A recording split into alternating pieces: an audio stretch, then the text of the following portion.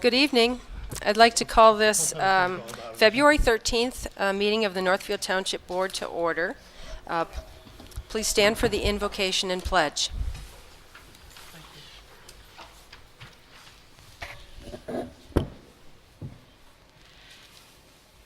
Dear Lord, thank you for bringing us together tonight. Please give each one of us the heart to address your needs and the ears to listen and the right words to speak. In your name, amen. Pledge allegiance to the flag of the United States of America and to the republic for which it stands, one nation, under God, indivisible, with liberty and justice for all. Please call the roll, Clerk Manley. Bellinger. Here. Dockett. Zelenak. Here. Chockley. Here. Manley. Here. Can you hear? Dockett. Here. Otto. Here. Chick. Here. Okay, good here. We have a quorum. You have the consent agenda before you. Do any of the reports need to be pulled out for discussion later? What's that now? We're at the consent. I think probably the minutes need to be looked at. I want something bold, yeah. Okay, figure. I do. What would you like pulled out, Mr. Dockett? I like to have the January 9th minutes and the special meeting. I think that was the 23rd. Okay. Anything else? Just that's it? Okay, thank you.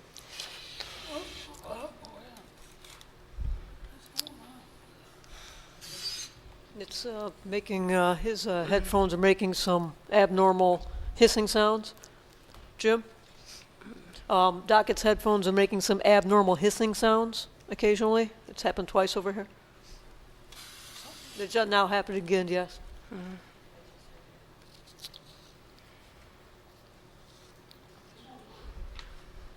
Okay.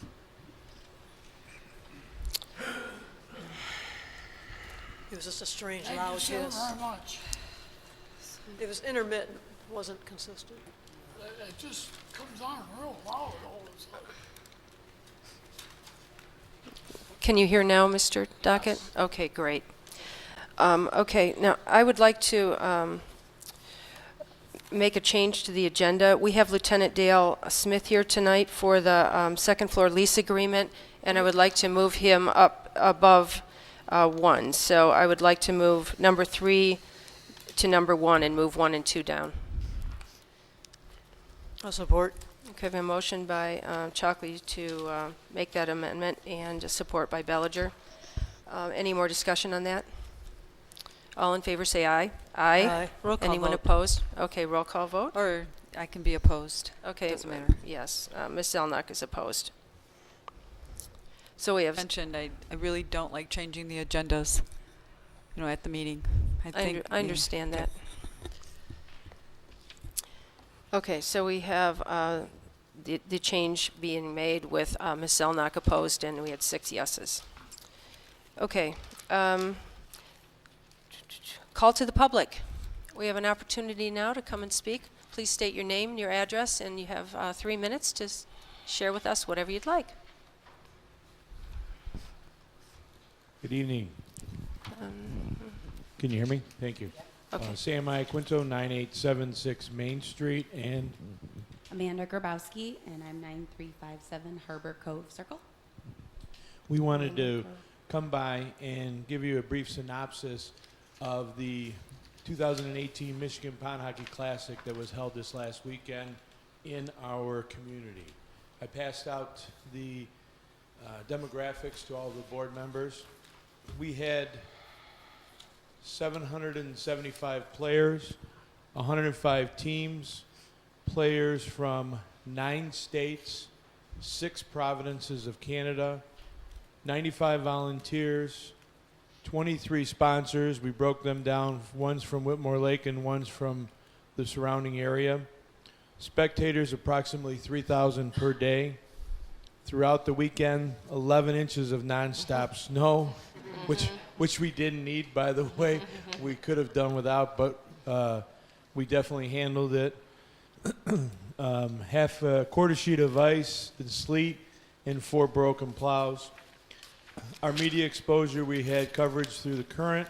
We also have Adams Outdoor Advertising is gracious to allow us to utilize the billboard north and south. So is the school, Whitmore Lake Schools, because that's the billboard on their property. So we have great exposure through Facebook,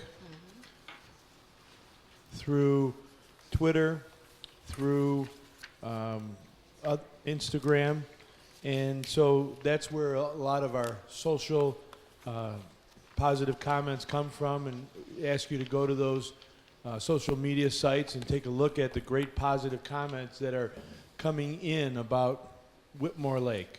You know, again, bringing in 3,800 people to our small community and hosting an event like this gives us an opportunity to allow our community to shine and to show what we have and what we, you know, are all about and what we offer. Here's some business statements from businesses around the community. Best event of the year, fun for the staff, and some are getting t-shirts that say I survived pond hockey. No negative issues at all. Joe Guynam, owner of Captain Joe's. Second, as a business owner, it is nice boost during the slow time of the year. It is such a large and popular event and will only give Whitmore Lake some badly needed recognition, which will hopefully lead to future development. Keep up the good work. Somer, Jamel from owner of Porky's. We love pond hockey and appreciate everything that the MPHC board does to make this event happen. It is a great event for us in the Whitmore Lake. Kristen Delaney, owner of Bobber Down. Then we give you some other demographics from past years as well, and some media coverage that we have had in the past. You know, we know that the event does have some issues. We know that we have to work on some of the alcohol management, but for Whitmore Lake to host this large amount of people in one weekend, and if you take a look on all of our social media sites, there are 5-star reviews about Whitmore Lake and about this event. So much positive exposure for our community. And again, you know, that's one of the reasons that we do it and that we choose to hold it here. So just wanted to share with you some of the great positive aspects that, you know, is our statements made about the community and such. So thank you for your time. Thank you. Thank you. This isn't for question and answer, but I'll allow a I minute. did give you this packet, Mr. Dockett, which kind of says everything too.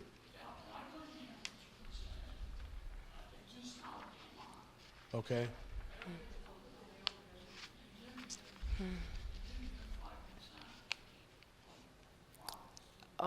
So the parking, which was supervised by the Whitmore Lake Touchdown Club, they will, you know, meet with the whoever that the board would like them to meet with, and they will go ahead and address that. Because they're the ones that handle the parking, as I stated before. And I'm sorry, sir. I don't know how they did. I don't ask them. You know, what they do, and, you know, what they do from the event. Thank you. Okay. Thank you. Okay. Can we just ask, I know another question, if I may. I know it's not, do you know how much you did raise in particular for charity? Is there any numbers in at this point? I don't have any yet. Okay. You know, we just did the total from, you know, the beer sales and the entrance for the tent, and so we've got to work on our whole spreadsheet now and, you know, get all the payments made. As you can imagine, the vendors that give us assistance for an event like this and the magnitude of it. So, you know, I can definitely give you some input later on. I'd just don't- appreciate don't that if have- you could. I don't have those, you know, I don't want to speak superficially. I understand. I'd rather speak factually. Yep, So. yep. So if you could just email it to the board or the township manager Sure. when you have it, that would be great. Okay. Greatly appreciated. Thank you. Thank you. Thank you. Okay. Call to the public, okay. Any more members of the public like to speak tonight? Seeing no one, we'll move on to board member comments, and these should be confined to responses to what we've just heard from the public. So feel free to chime in if anyone has a board member comment. Ms. Chick? Yeah, I wish Sam and company didn't leave right away, but I wanted to thank them for the event and everybody that sponsored it. It is probably the biggest event in this township annually when we get to have it. So it's very exciting, and I really like the fact that we received this. I think this should be put on our website or even on televised on our public service channel, so the people in the township can see exactly what the participation is and what it means to the community. Great, So thank you. Thank you. Anyone else? Oh, Ms. Bellinger. I too would like to thank Sam and the crew for putting this together. Like Janet says, this is really a wonderful event for the township. Outstanding. I'm glad it went so very well. Okay, great. Okay, thank you. Ms. Otto. I received an email today from from the Public Health Department in regards to Whitmore Lake Community Health in Whitmore Lake. And they did a flyer called Health in Whitmore Lake. It's a community perspective and ideas for action. I'm going to forward it on to see if we could get it on our website. But I was going to go ahead and just pass out some flyers that I made copies of for the board, just so they could see. Thank you. Okay, any more? Mr. Dockett. I did not give up my rights to attend public meetings when I ran for office. I'd like the board to know that. Thank you.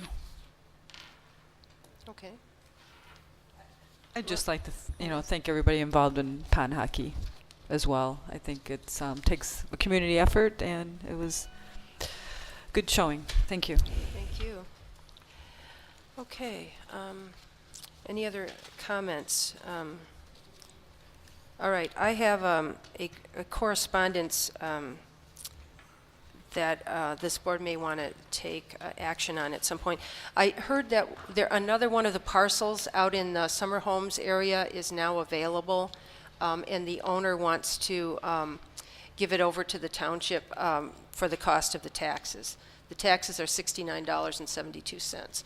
$69.72. So, and we have to do this before March 1st, or there's extra fees associated with the foreclosure. So, if the board feels comfortable, we could have Mr. Maines start taking care of some of the paperwork, and we can deal with it officially at our next meeting. Can I get a sense of the board for that? Ms. Zelnok. So is this in the area behind the, It is. for the potential maybe park one day, or some Yes. kind of walking area? Okay, Yes. thank you. We So picked I'm- up 3 parcels last So year. I'm good, because then we don't pay taxes on it. I think we may have to pay the first year, maybe the $69, but because it's going to be maybe for public use in the future, then It'll be land preservation, and it'll be public use, yes. So, If we don't get it, then we'll have to buy it from the county. Eventually. Yeah. eventually. This is the inexpensive way to go, but anyway. I'm good with it. Everybody's good? Okay, we'll have Mr. Maines take care of contacting the owner and moving on that. So that was my correspondence. And anyone else have any correspondence? Ms. Bellinger? I have a kind of a continuing correspondence. It's kind of related to the smart meter issue. I want to make a mention that directed by the MPSC, which is Michigan Public Service Commission, DTE recently adjusted some of their billing policies. I would like to think that these changes may be in part a response to resolutions such as those passed by Northfield and other local units, and recent Energy Committee hearings and testimonies by residents that have been bullied by the energy companies, as well as actions taken by our representatives, such as Colbeck's letter to the MPSC demanding accountability regarding the incidents of power shutoffs and bullying experienced by numerous residents in the state simply for not accepting the new smart meters on their property. We are making a difference, and what we do does matter. So again, I want to thank this board for passing that resolution last year and recognizing the concerns of constituents in Northfield Township. Thank you, and the governments are formed to protect the rights of the governed. Thank you. Anyone else? Ms. Chick? I don't have a letter, but there has been a lot of correspondence going on social media, and I'm wondering if we should consider or think about the snow removal in the downtown area for the businesses. I know at one point, apparently in 2014, the township did pay $1,000 to help the business owners down there remove the snow in front of their businesses for safety issues as well as appearance. But it might be something we want to consider for next year, because I don't know that there's anything we can do about it this year unless we get into, another big snow. It's supposed to be 40 tomorrow, so it might be a moot point. Okay, it's something to discuss. But we do have an ordinance about snow removal, and the business owners are responsible for the sidewalks in front of their businesses. Unfortunately, we have a lot of empty ones, but someone owns those, and they ought to. No, that's to true. be responsible. But we did do it once, and that might be as a courtesy to the people. When we get a certain level of snow that they have difficulty removing, we could help them with that. But down the road. Okay, I mean, thank is you. this something we could put on the agenda, maybe at the next meeting or the meeting after, just to talk about it? You know, what is the zoning ordinance, and then, you know, how we address it. And as Ms. Chick has indicated, it doesn't happen very often, but it certainly is an inconvenience for our residents, and maybe we could help out and see what course of action we could take on that. Yeah, I did put the copy of the sidewalk ordinance in all of your mailboxes, so you all have that, are All right. aware of that. So Great. perhaps we can discuss that briefly at our next meeting. Thank you. Mr. Dockett. I would just like to mention that depends on where you're at on Main Street. You pay somebody to clean the sidewalk, and then at 12 o'clock at night, the snowplow goes and plows it, and it's got salt in it. It plows it up on it, it's a foot deep or maybe two. And by the morning, it's frozen solid. What do we, it would take dynamite to get it off in there, in that case. Okay, We need to be thoughtful of that, too. thank you. Okay. Moving on, we're getting into the reports. Do we have a ZBA report, Ms. Otto? Oh, you passed it out. I did pass it out, and my apologies for not getting it to the board sooner. But the minutes are on the website at northfieldtownship.com or .org. We met on January 22nd. The Board of Appeals met as a request by Al Hobbs for a variance on his garage on the site with no principal dwelling. The applicant hasn't had an existing garage on the property, which is a non-conforming lot of record and serves as an extension of lot 439 East Shore, which contains the house occupied by the applicant. He requested a variant from section 26-29 to allow the garage on the site with no principal dwelling. There was a 50-foot variance that would have been required on a one side of the setback that he wasn't aware of. So basically what the board required him to do was just to angle the garage in a 90-degree angle, and by doing that, he met the setbacks. If he didn't want to do that, then he was required to come back to the board with a new application and request a setback variance. So the board did approve his request for the garage on the site with that 90-degree change in the site. Thank you. If I may, Go ahead, Ms. Zelnok. do we know what his Mr. Hobbs's decision is yet? What he's going to do? No, we don't, but he was aware that if he did it, he Right. would have to file a new application and file the same fees. And then there was a question of would he have to pay again, and I did instruct him that he would probably have to come towards the board and ask for a waiver. Okay. So, I mean, I read your letter, and I know Mr. Hobbs, he's a fine member of our community. He's Yes, a he is. businessman. And so the only, the concern I just have is that he was not aware. And no. He was not aware. And so how do we make that awareness? The I mean, planner needed to make him aware. so that's my concern. Again, he's a very reputable businessman, a good member of our community, and we come up with he wasn't aware, and is there something that we can do to prevent that in going forward? Yeah. Okay, so So how what do- I would say is if he comes to the board and asks Right. for a waiver based on the fact that he wasn't aware and our planner should have told him Okay, that we should waive the fee. I'm good with that. It's just more of his time again. But it's more of if he wants to go through Right, that sure, process again, sure. it was up to him. Right. But again, how do we prevent it, or how do we change the I process think going giving our forward? planner giving Vadia the direction that she needs to provide full disclosure of everything to the Okay. applicant. All right. I mean, so do we need to make a motion like that so that it's implemented? I'm just, I don't know I don't think if so. that, I think the Yeah. ZBA Okay. made that known. okay, Yeah. all right, I'm sure she's real aware of it at this Yeah. point. okay. I just, I think the ZBA made it very clear Okay. that that wasn't appropriate. okay, Okay. thank you. Mr. Ains has a comment. Also, that I believe it was before we've been having the zoning administrator come in the office for 4 hours a week.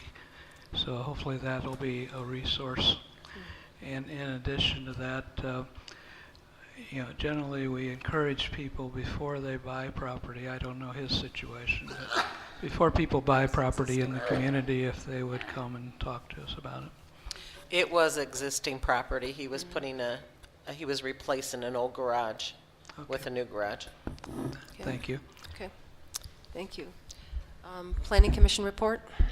I apologize, I did not get my report to the board beforehand. The board met on February 7th, the commission met on February 7th, and basically it was a very short meeting. We discussed our calendar for the tasks going forward for the rest of the year based on the recommendations from the zoning ordinance, the zoning administrator, the planner, and input from the board and from the planning commissioner. So we have a calendar of items to work on. And I can provide it if people want to see it. So Thank you. you're welcome. Okay, Parks and Rec? There's a Parks and Rec meeting this Thursday downstairs here in the building at 7 o'clock. Okay, thank you. Land Preservation Committee, I see you've provided a written report, written before the actual event took place. Right, well, I thought I would add a little verbiage. So as you know, we Okay. had our land preservation meeting, conversation on land preservation on February 8th. It was very well attended, so I'd like to thank the public who came. We had 6, I would say, the local experts. So we had someone from the Huron Watershed. We had 2 people for Washtenaw County Parks. We had a person from Ann Arbor Greenbelt. We had a land preservation consultant, Barry Lonick from Webster Township and SIO in Ann Arbor Township, who he consults with. And we had someone from the Legacy Land Conservancy. I always say they have to change that last name just for me. We had 3 of our board members that attended, Ms. Chalkley, Ms. Bellinger, as well as Ms. Manley, and then myself, and then all the LPC members. So big thanks to everybody who came. We had good discussion and had conversation, and I know our video person, Mr. Nelson, taped it, so it's out and available, so people can see how it went. And then the next thing indicated, I have sent the revised bylaws to the attorneys for their review, as indicated in our board meeting. One other thing I'd just like, maybe we can also add this to the agenda in the future, is what we did for this meeting is we had appetizers, and everybody from the LPC brought something in, and that maybe started conversations. So I was thinking maybe twice a year the board might consider doing that before a meeting. We could advertise it in our newsletter, potentially about on this meeting, come and socialize with your elected officials. Anyway, it's something if we could put it on the agenda, but I think that started the conversation, and people were gathering and talking before and after the meeting as well. So What was that acronym you used? as far as LPC, the Land Preservation Committee, I think though I spelt it out, but thank you. But you're right. You're right. I appreciate that because you're right. Everybody doesn't know our acronyms. So thank you, Mr. Dockett. Okay. Yes. Thank you. Ms. Chick has a. Okay, Ms. Chick. Something to the, Susan Shink posted on Facebook a link that you could view the video Right, as yeah. well. So Yeah, it's thank in you. Northfield Area News. I don't know if it's anywhere else, but if someone wants to watch it, it's available for Yeah. viewing. So, Yeah. the appetizer thing, that's a really good, that actually, I think, goes into our goal of communicating better with the Right. public. So, Yeah. good suggestion. And everybody from the LPC brought something. And so it was good. And I'm glad you brought Ms. Shink's name up because she coordinated all the people to come. And that was quite the coordination to get, I think, all 6 of those people at the meeting. So, yes. Yeah. Okay. Financial treasurer's report. Okay. I have a few comments before we start. One is I would like to extend my thanks to Mr. Donald Lupi. He was very cooperative in repaying the overpayment that we made our error in paying him the extra money. So we have that now. So again, I would like to extend my thanks to him in being cooperative in this manner and making it pretty much an easy process on our side. Then a couple reports. It was brought to my attention by Ms. Bellinger. So I would like to just point those out before we go farther. So on the revenue and expenditure report for Northfield Township, that's the very large report with all the Grimbley detail. If you go on to page 10 out of 30.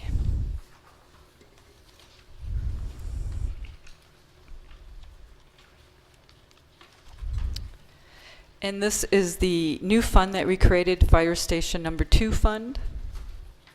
We have utilities under expenditures, and we will need to remove them because it's really only supposed to be for maintenance.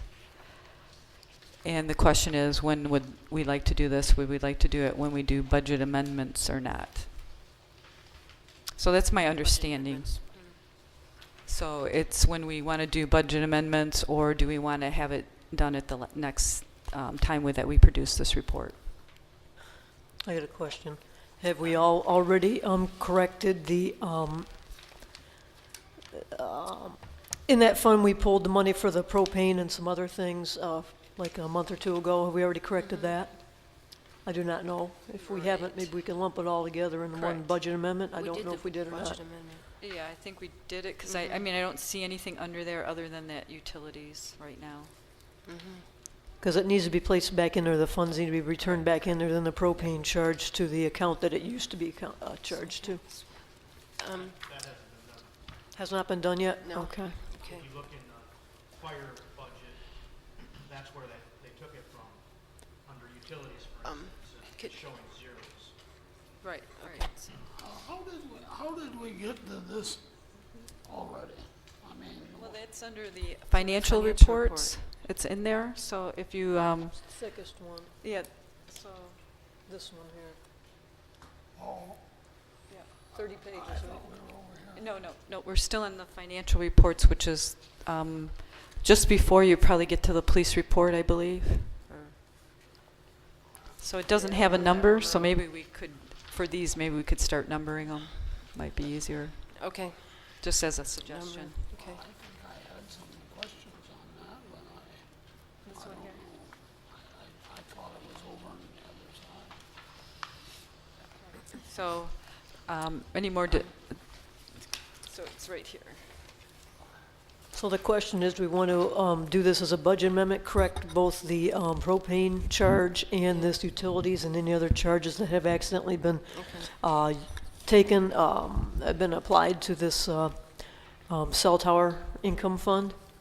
And then return it to strictly cell tower income only to be used for There are- parking or right. parking lot or roof or whatever. There are quite a few budget amendments that Right. we're going to need to be made in the next budget amendment opportunity. So we will add that into the list, so we'll get that corrected. So when will this occur, do you think? We can do it any time, or We I were don't doing know, is them there a certain- quarterly, but we, Yeah. you know, So I talked a little bit with Ms. Patrick, and she said it would be easier for her if we did it at the time of the budget amendments, as opposed to, it would be easier for her to do it that way, so.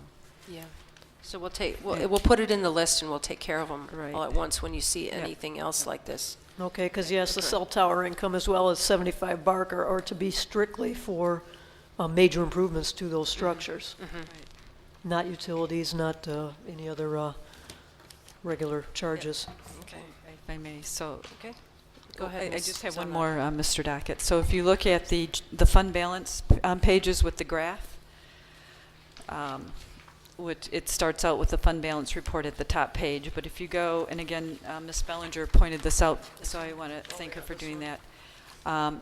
If you go on page 9 of 10, you will notice on the recreation, there was actually some expenditures, but the percent budget used column is 0, so that formula has been corrected going forward. So those are comments that I would just like to make. Okay. Thank you. Any questions about the financial reports for Ms. Zelnok? Yeah, I had it, what would I do? I don't know how I got so messed up here. Where's my financial? That's the one you want. Pull that one. Yeah? No? You're good. Just one of them. We're good. This one? Those are the two. Where's the one that I just had one here? This, Yes. okay. My question is, I see nothing. Where is it?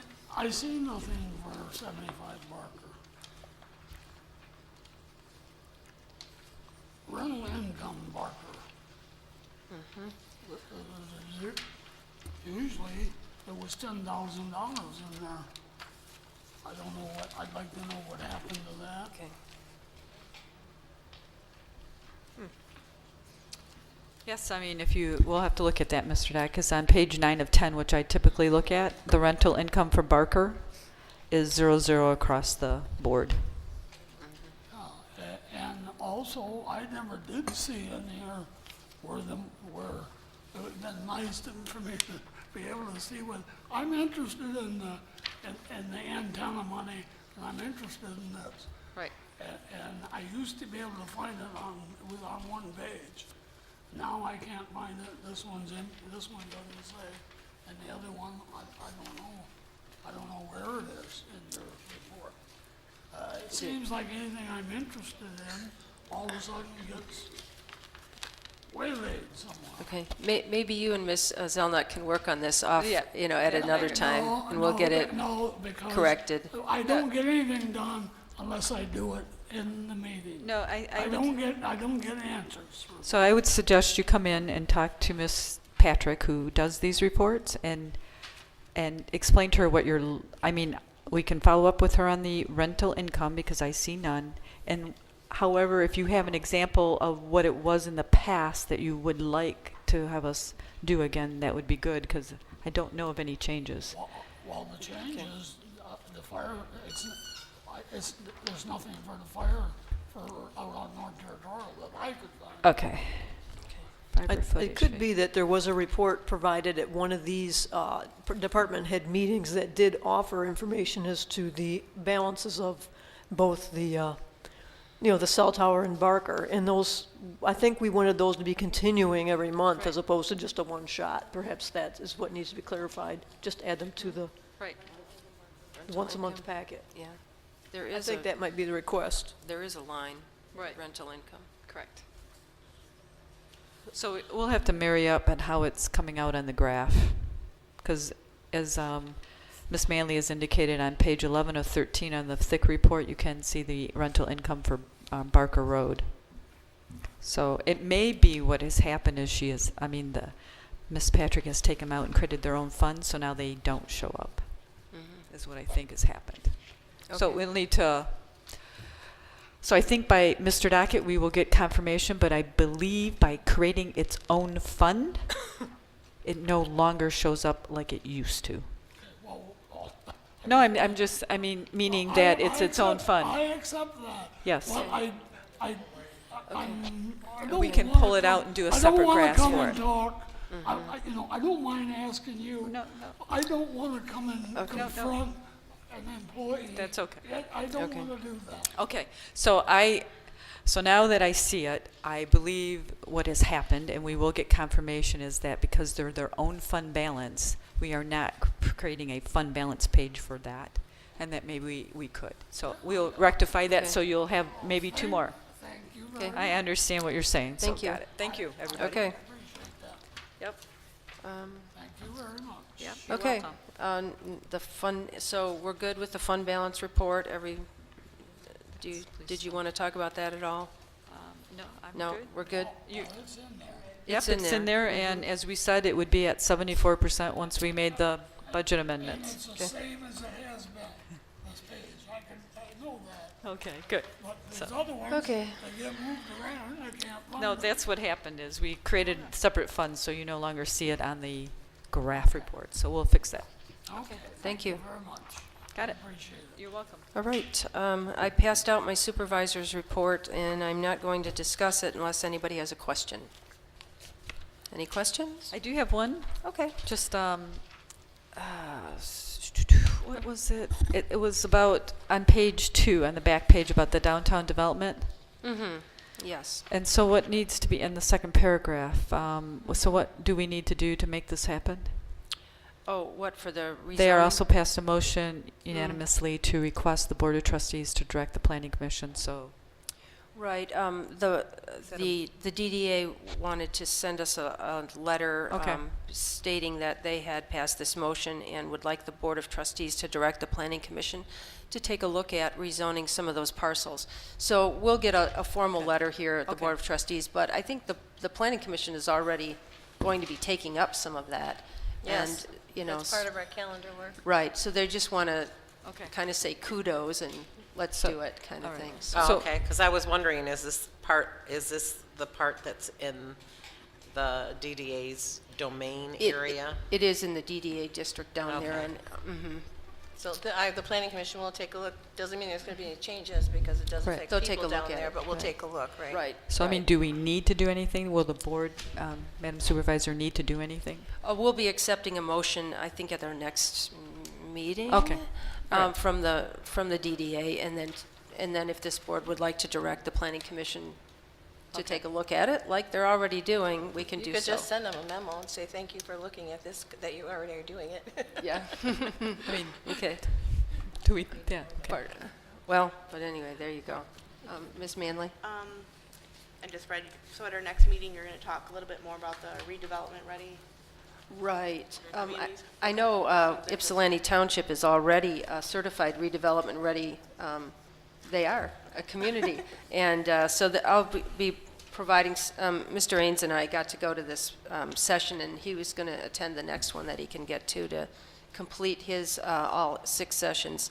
I've just completed mine, but they'll get some more information for you on what it will take for us to get into the program, and then what the benefits are of being in the program. So that's coming up at a future meeting. Okay. Okay.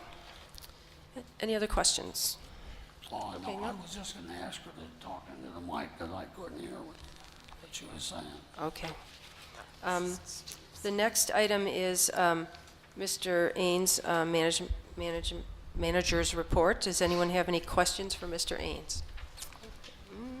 We'll let Ms. Chick go, or we can let Mr. Ains talk first if you want. But go ahead. Well, first a reminder to the public, we do have the code enforcement and the zoning administrator actively working together on a number of cases. But the zoning administrator normally will be here between 8:30 and 12:30 on Wednesdays. And so she'll be in tomorrow. And the code enforcement officer is a couple days a week. I think that'll improve service, and believe we already are seeing some of that. I pointed out to the board the SAL grant reimbursement. This is the first one. This is for work that the state had allowed the township to do in advance of formally signing the agreement, which I did this past year. But we got $116,000 back from that grant, and in total it's $550,000, but 50 of that is the 10% match. And over a period of time, they'll have us take the 10% out of each time we invoice. Does that 116, did that come out of the wastewater treatment plant? And so is that going back into the wastewater treatment plant? That's correct. Okay, thank you. And actually, I don't believe it was budgeted revenue, so that may have an impact on the fund balance in the sewer fund.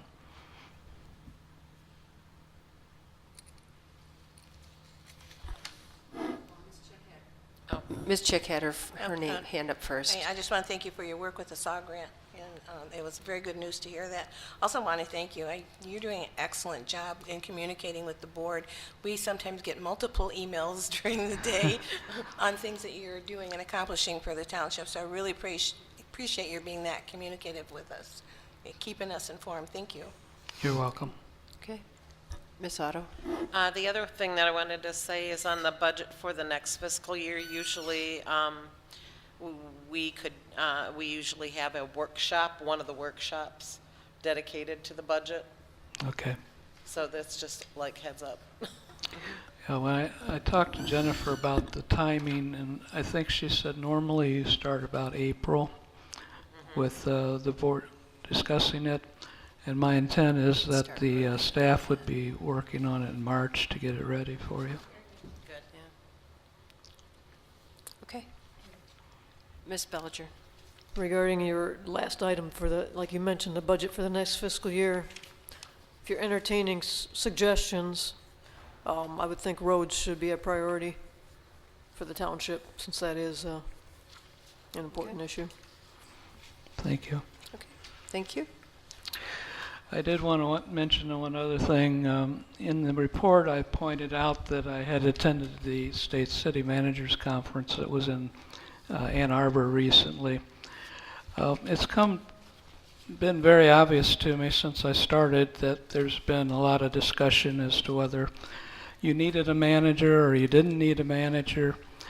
And one of the things that I've tried to do over the years is at these conferences, they stress to the managers that you defer any credit for anything that is positive to the elected officials.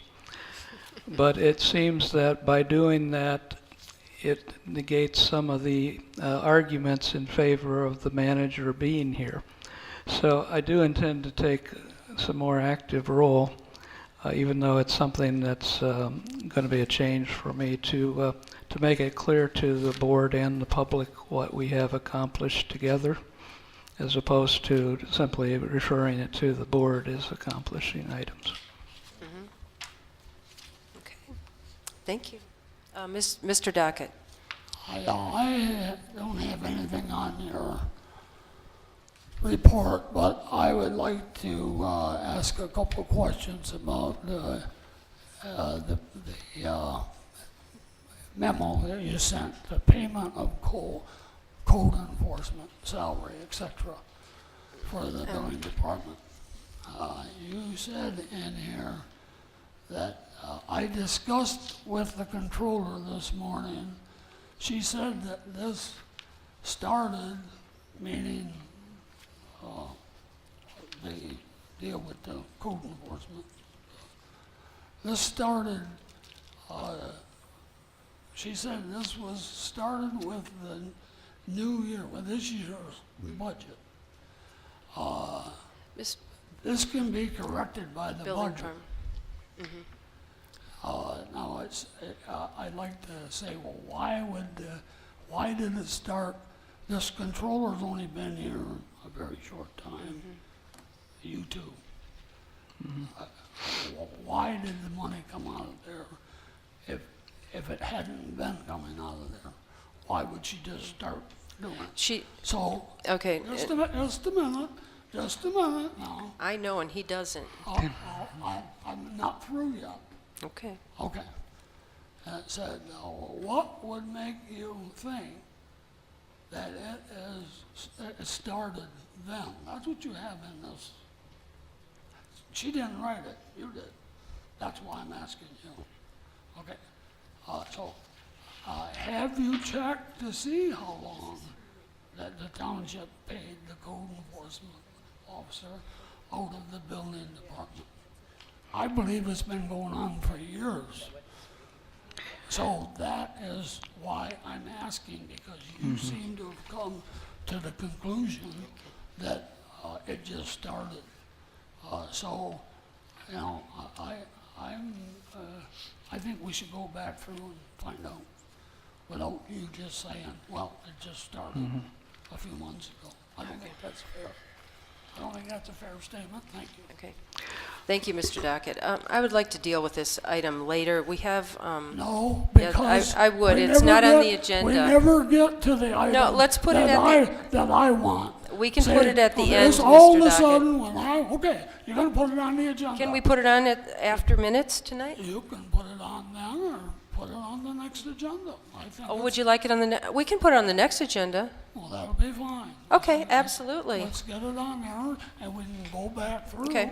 And by then, we should have some answers. to Okay, how thank long you. We'll do that. Thank you. Okay, thank you. All right. So can I ask what we were talking about? Is this the code enforcement update? No, Huh? he's talking about how we're paying for the code enforcement, and it got moved to the building department because there was a okay. misunderstanding about how we would use building department funds, and it's only happened for this 1 year, and it's being moved back at the next budget amendment. So, just to let you know. Okay, the next item. That's not true. It absolutely is. Okay, the next item on the agenda is the second floor lease agreement. So we have Lieutenant Dale Smith here tonight, and it has taken us a while to get to this, but here we are, and I would like to turn this over to the township manager and the township attorney to discuss this with us. Just to repeat a little bit of the history on this, in talking to the chief, this came up originally by one of his patrolmen that had brought to his attention that LawNet would be looking for space, and then the chief followed up on that, so I appreciate their efforts. And then I met with the lieutenant and we talked about the initial aspects, but when we got to the point where it was the legal aspects, then we turned it over to the attorney, and that's where I am now, so I'll turn it over to Mr. Maines. Are we on the final draft, or there's two final drafts here. I just want to know which one we're going to talk about here. So the two drafts, Mr. Dockett, are the same. One of them shows the changes in a track changes format. The other one's just a clean version for the township to execute. But they're the same document. One just shows the differences. Okay, so we're talking about this one, I suppose. The one that's in the larger print. Like I say, they're the same. One of them just shows the changes No, explicitly. they're not the same. One's in real small print, and one's not. I just wonder which one you're, The second one, Mr. Dockett, is what they call a red line version, where they correct things and cross it out. so I know which one we're on. Go right ahead. Can we use the large print one for today's references? I am. Okay. I have The- some questions on it The when we get to it. pagination's the same and everything, so yes, that's fine. Okay. So there were a couple of issues that had come up that we discussed with LawNet from the last meeting. The primary one was the issue that Mr. Dockett had raised regarding the air conditioning, which on page 4 of the new draft, paragraph B, parentheses 2, was added to take care of the air conditioning issue. We additionally went through a couple of questions that LawNet had and tried to address those issues, which were mostly of a drafting nature. One of the primary issues that we took care of was we contacted the township's insurance carrier to make sure that we had the appropriate coverages, the appropriate amounts in the aggregate, in single occurrence, what the appropriate coverages were. So those are all in there. They've been approved by both sides. One issue that was raised by the attorney for LawNet since this draft went to the board is on page 6, paragraph I, about 2/3 of the way down. It calls for the tenant to keep the plate glass insured. I had that circled. And their concern was the plate glass that is in the leased premises. So there's 4 windows that are actually in the area that they're going to be leasing. So Okay. they're going to cover those, which was always the intent. So I think that's just a trivial change to make. That was one question I had, is what was it referring to? Yep. So it's referring to just the windows that's in the leased area. Okay. The second was, if you look on page 8, this paragraph is exhausted. It's been in, it's been out, it's been in, it's been out. Paragraph 9, the security interest. This was a paragraph that was in the lease that LawNet had executed previously. The concern that they had, which I think is a fair concern, is that they had wanted the language revised to reflect the fact that they don't actually own very much of the property that they use. Much of it's on loan from the state, or it's on loan from other jurisdictions.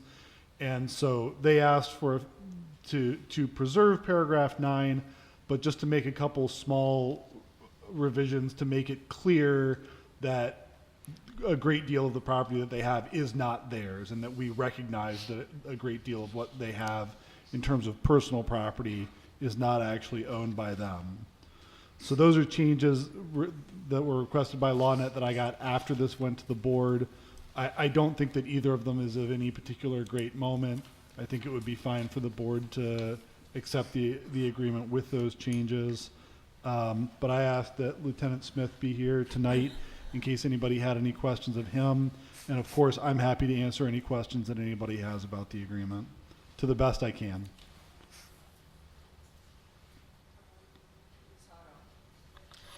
I just had a couple of questions. One doing with, on H5, you said that you verified all the insurance requirements on both sides? Correct. We Okay. ran that through Ken Koenig over at the township's insurance carrier, and these were the recommendations that he made, which were accepted by LawNet without change. Okay.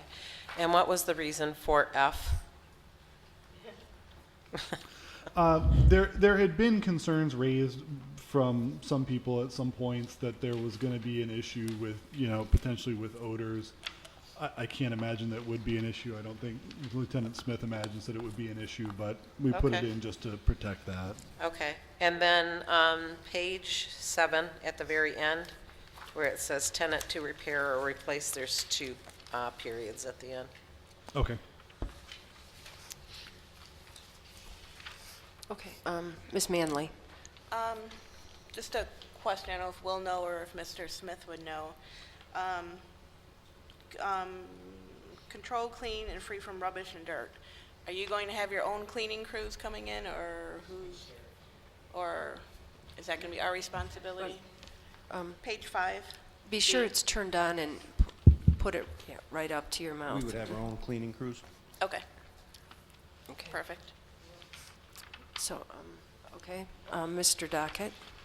You just talked about the personal property tax, the personal property, but that will be taxed.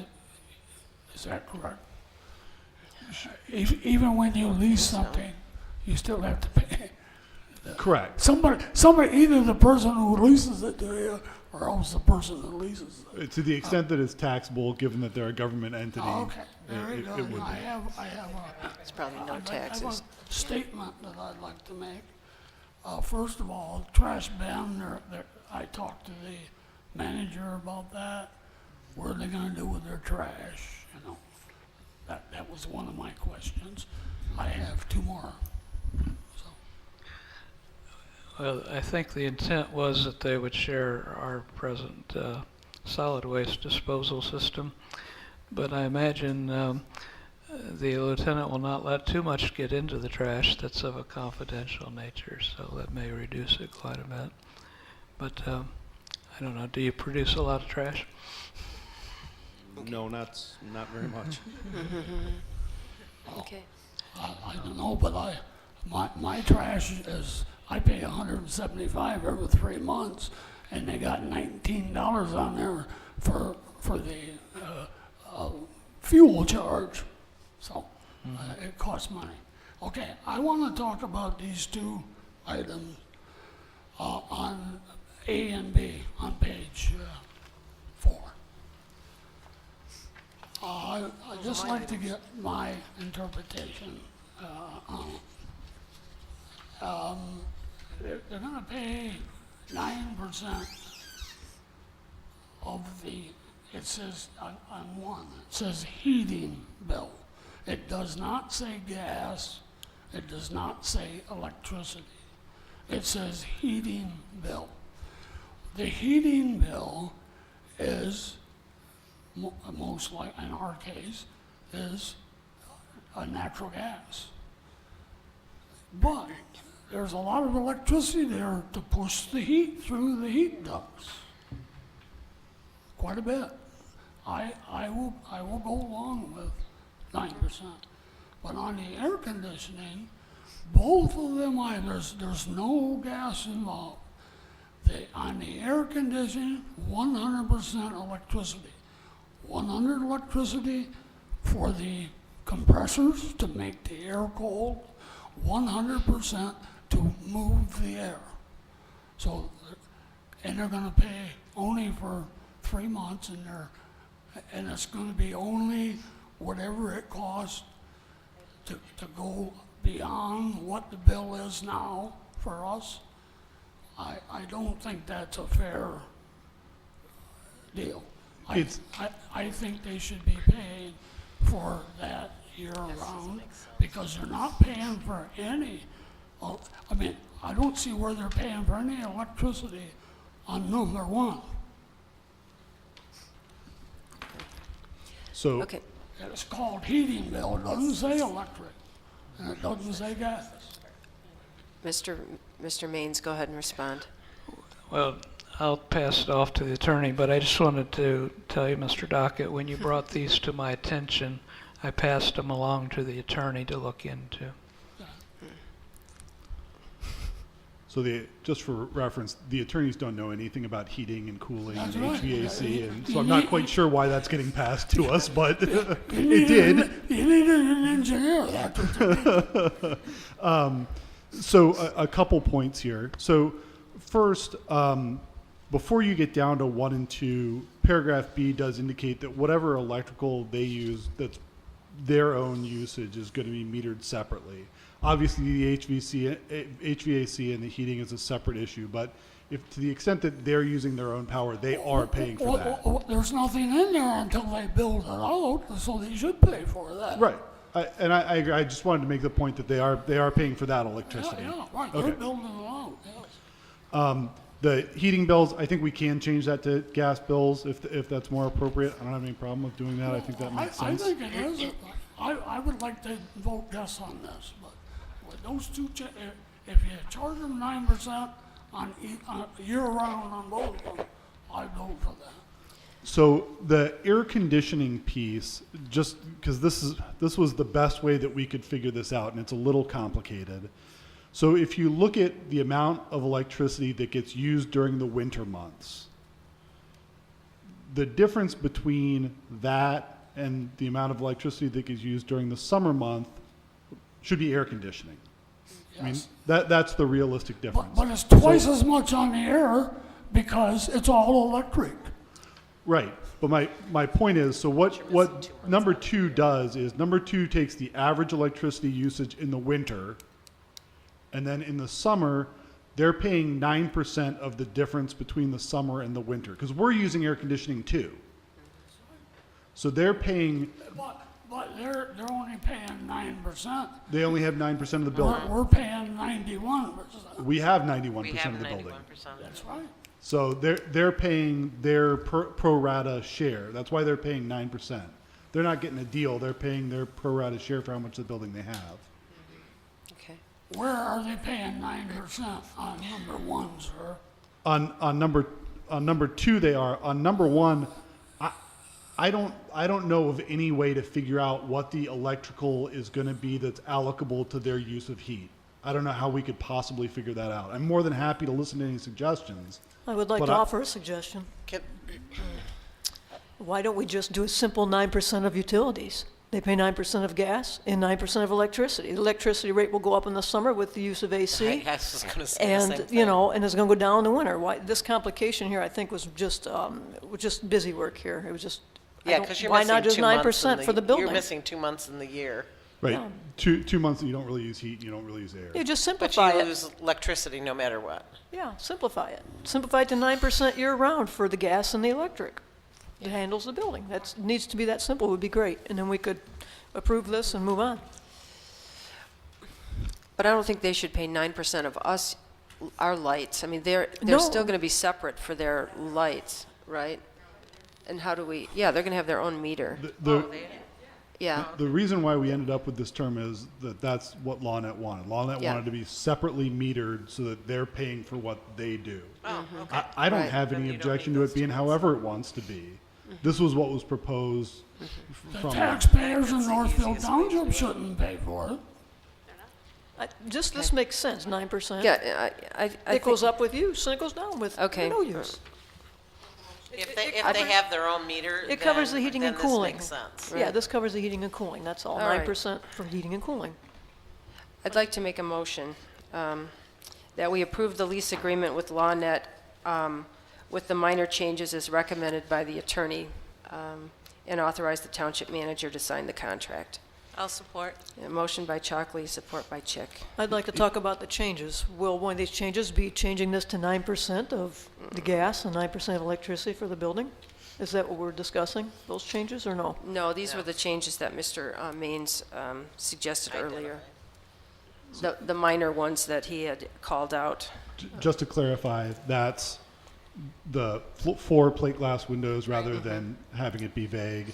That's the replacement of paragraph 9, the security interest paragraph, with a clarification that we acknowledge that they have a substantial amount of personal property that doesn't belong to them. And the clarification that Mr. Dockett suggested that rather than say heating bills, it should say natural gas bills. Okay. Okay. So, And just to, again, clarify, they are, the heating and electrical for the air condition gets tricky. They are going to have their own meter for all the other electrical. It's just we cannot separate that. So we have picked the 9% for the air conditioning for the peak periods, and that's because they are occupying 9% of the building. The heat, the gas, which will be, we really can't estimate the exchange cost of putting the electricity through. That's my understanding. okay. Well, I'd like to amend it to just simplify this to 9% of utilities to cover the heating and cooling. support. If you want to make a motion to do that, we'll vote on that amendment. It makes sense to simplify it, and that would cover the cost. But, Ton, they're gonna have their own electric meter. I so understand that, that the- covers Well, their, they're that using covers, it. that Yeah, covers but their if we do convenience. 9% of the electricity, then that means that we're overcharging them. Right. We can nickel and dime this No, forever, we're you not, know, we're not so, charging them for their meter again. It's just for the heat, for the running of the fans and so You can't forth. pull that piece Okay, out, do we want to though. make an amendment, or are we Yeah, just go going ma- I to? think she you has a motion motion, and- so if you want, we Make can a vote on motion. this amendment. Yes. And see if it goes anywhere. So we had a motion by Ms. Bellinger to simplify and go with the 9% It's 9% of utilities of utilities. to handle the heating and cooling, that's And we all. had a second by Mr. Dockett, so we can have a roll call vote on that, please. Madam Supervisor, if Yes? I may, since we have Lieutenant Smith here, you might want to ask him if LawNet's going to be opposed to paying 9% of electricity and 9% of natural gas straight up, rather than Then, right. as drafted. Because this had all been negotiated, and I really don't Why see should any the reason. taxpayers in Northfield Township pay for it? I don't see any reason to change it, so. Can we just get along with the vote, please? Yeah, well, let's vote on her amendment. We have to do that, and then we'll move on to the main motion. We can have discussion. Right now, we're having discussion, Right. which is totally fine. I mean, have you given any thought to that, Mr. It's Smith? truly not up to me. It's up to my board as well. Okay. So All on right. something like that, I thought we'd worked out something that's Right. fair, but obviously if somebody disagrees, then it's not up to me to decide. That's my board's decision. All right. Okay. If I may ask, I mean, for your board, did we ever go in with just a flat 9% of, excuse me, gas bills and a flat 9% of electricity bills, as opposed to having you put in a meter? I mean, there must have, what was that the? was where we started. Pardon me? That was where we started. Okay, thank you. Okay. Thank you, that's good information to have, thank you. Okay. Well, the idea does not take away the meter. The meter is to cover the computers or whatever they got running in their Thank you. operations that wise. This is just overhead lights and heating and cooling is where the 9% would be to cover that. That was the intent anyhow. Does this make any kind of sense? Okay. Isn't that gonna be, Do we have any more discussion? Oh, I'm sorry. Yeah, and won't all please. that be covered under their lights? I thought the only thing that Mr. Dockett brought up was the electricity would cost for the air conditioner to blow into their part. Correct. Which We can't. is probably minimal. It's probably Well, minimal. It's minimal. The lighting that we have over there right now, That will be part of, They're gonna be Your metered on meter. the lighter. you know, They're not getting their gonna separate split- meter. They're not gonna split that off. They are, I right? don't think so. Yes, we are, sir. Yes. We're gonna, Yes. everything within our area that is hooked up to electricity will be on a separate meter. Correct. Okay, question, please. Roll call vote on the Roll call vote amendment. on the amendment.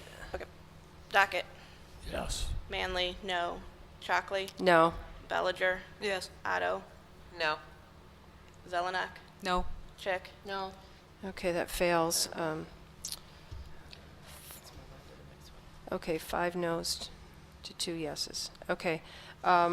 So the motion is to approve the lease agreement with LawNet with the minor changes as recommended by the attorney, and that was the 4 plates, plate glass, paragraph 9, and clarification, and we're changing the wording to say natural gas for the heating, and to authorize the township manager to sign the contract. So, can I have a roll call vote on that, please? Chick, Yes. Bellinger, Yes. Chockley, Yes. Zelenak, yes, Dockett, No. Manley, yes. Otto, Yes. That passes. Thank you very much. Thank you. Thank you. Thank you. right, now into fundness. Okay, 6 yeses. Okay.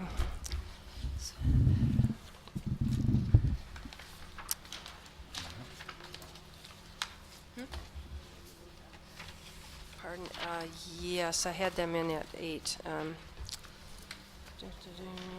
Okay, yeah. I have Um, 4. I'd like to take a 2-minute break here, and, well, actually, first, I'd like to have the board consider moving up the solid waste management plan resolution. We have a short presentation here from Noel Bowman, and I know we had made the other arrangement, but can we move up the resolution 18580 to be held now? If that's a motion, I'll support it. Okay, motion by Chalkley and support by Chick. Do we need a No. Any more discussion? All in favor, say aye. Aye. Anyone opposed? Okay, thank you. I'm going to turn on the material here. 2-minute break. This is our chance. 20-second timeout. I think he better. I mean, I really think that he needs to be here just in case. I will always like you to stay, but no, I have nothing particular. Bless you, Janet. Keep him here. Keep him earn his money. Wait. You have anything, questions for me, or are you okay if I leave? No. He's got to go pick up his wife. He's got to go pick up his wife. Did you go hunting? No, I was in Florida. Huh? I was in Florida. Oh, okay. Oh my goodness. Good man. Yeah, so what I left out of that was, and I didn't think, I thought about it before I sent it, and I thought about it after I sent it. That's how it always goes. Yeah, and it's very important. That might alleviate your concerns. Take care, Wayne. We'll see you later.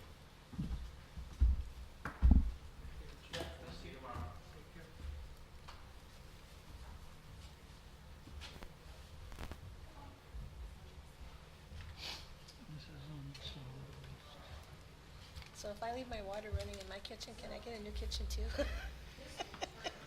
Only if you contact your insurance company promptly. Will you be my attorney? Of course. Thank you. For a fee. Yeah, no kidding, right? A modest fee. And just for the record, it's modest, not me. No, I know.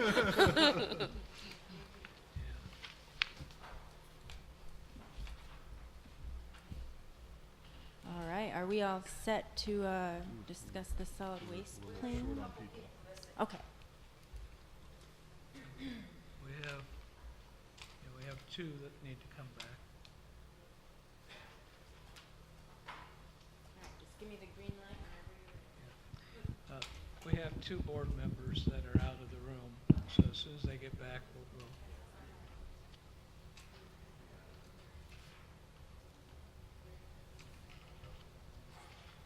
How are you, Mr. Seacrest? Good. Always good to see you at the meetings.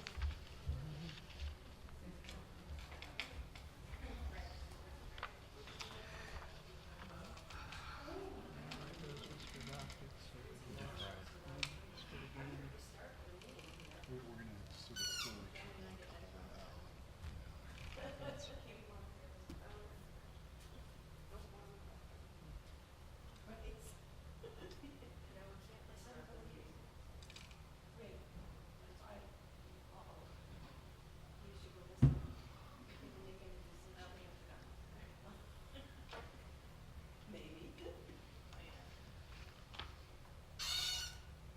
A lot of planning. probably written by Probably so.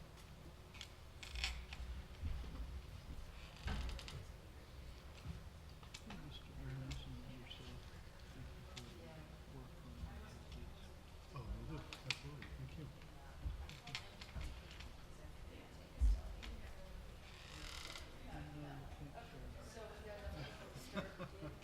We never get there.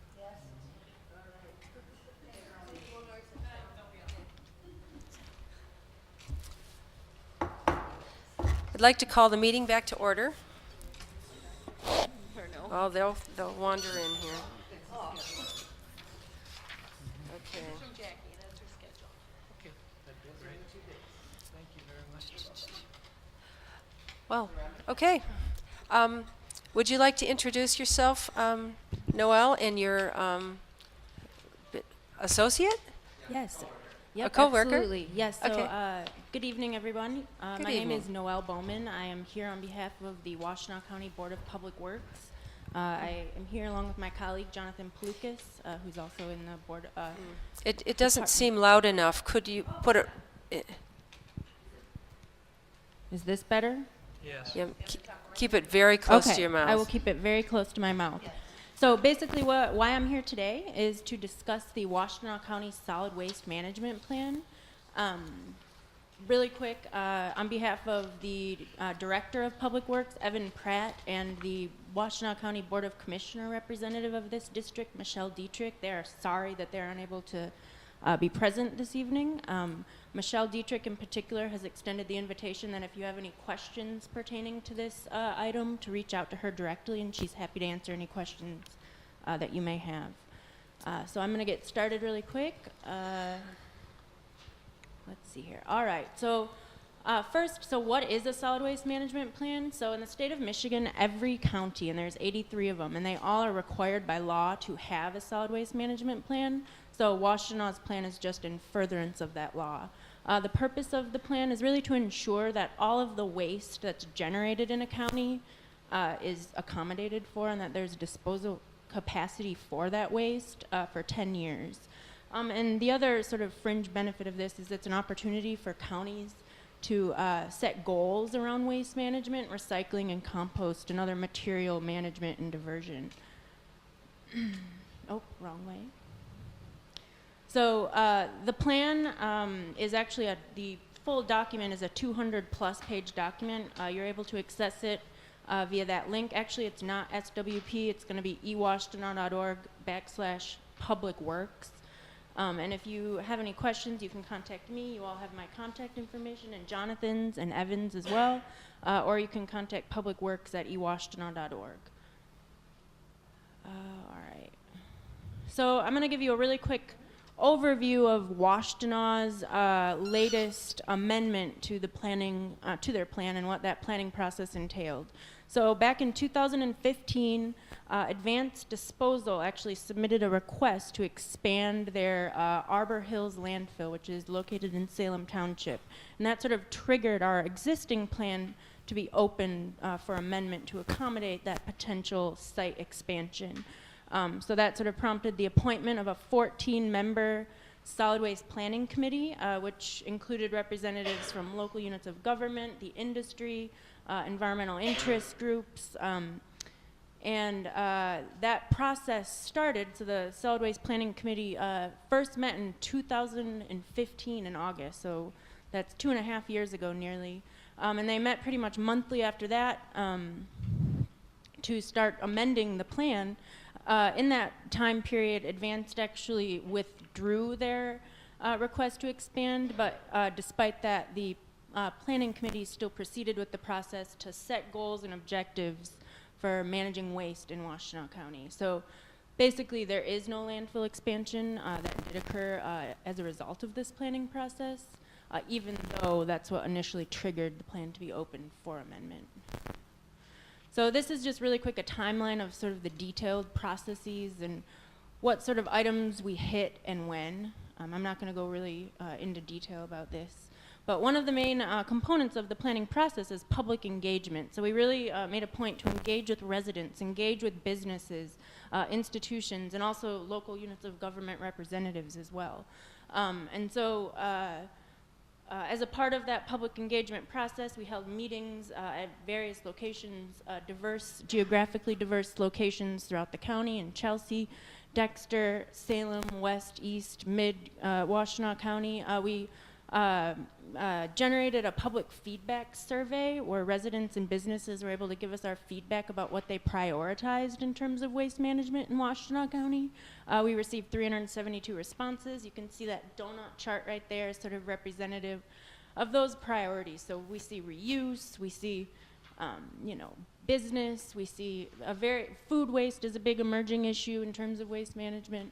And we also promoted this very widely on social media at county events. So we really, really tried to make the reach as broad as possible.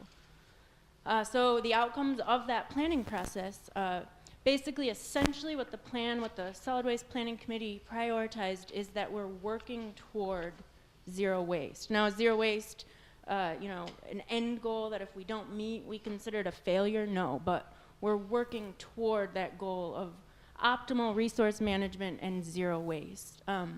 So really, we want to reduce the need for disposal in the county. Also, the plan provides flexibility to handle emerging waste issues. I mentioned food waste. That's a huge emerging issue. Emphasis on education and outreach, educating residents, businesses on what they can and can't recycle. to get participation up and diversion impacts up. Also, it provides data. So it provides recycling rates, what we're doing now, what our goals are and projections are for the future. And also, it provides a plan of implementation. And basically, if you see on the right-hand side here, that turquoise box, that's sort of what we call our guiding principles. Those are sort of the broad themes that the planning committee prioritized. So access and convenience, more diversion and recovery and less disposal, education and outreach, data and measurements, funding, of course, and then last but not least, coordination and collaboration. This is just really a quick an image that we look to. It's sort of a visual representation of what it takes to have a successful recycling program. So they say that 4 out of these 6 create a successful program. So we can see that funding and end markets are on here. I won't go into detail too much about that, but if you have any questions about it, I'm happy to answer after I'm finished here. So really quick, access and convenience, how does that apply to you? So programs and services must be accessible and convenient for all users, all across the county, including in Northfield Township. So one of the ways in which we already partner with Northfield Township to really promote access and convenience for your residents is we've partnered with you guys, I think, for 5+ years to hold a cleanup day event here where, you know, residents are able to bring their bulky waste, their hazardous household waste, their old computers and TVs to us for proper disposal. And then this is just another example of a project that we're working on at the county. It's a diversion site feasibility study. It's basically assessing the feasibility of permanent drop-off stations that could potentially be located throughout the county to increase that access and convenience for residents. Like I mentioned, more diversion and recovery, less disposal. It kind of speaks for itself, but basically just promoting that reduce, reuse, recycle hierarchy. Like I mentioned again, and I can't mention it enough, education and outreach, just educating and informing our residents and businesses about what they can do and what the opportunities that exist for recycling and other waste management programs. Data and measurement, like I mentioned. So as a part of this planning process and in furtherance of the planning process, every several years, we actually do studies to get the data and measurements to see what's going on in our county. So through this planning process, we were able to assess that the residential recycling rate is 33%, which is pretty good. We have a 15% rate at the state level, so we're about twice that. So I feel pretty good about that, but of course we have a lot more that we could be doing to get to that 100. Commercial recycling rate is 12%. Percent of county population with curbside recycling, about 2/3. So there's 1/3 of the county that doesn't have curbside recycling. Tons generated in county requiring disposal, so we can see that it's about 300,000 tons of materials. Funding, obviously, for all this to take place, there needs to be funding.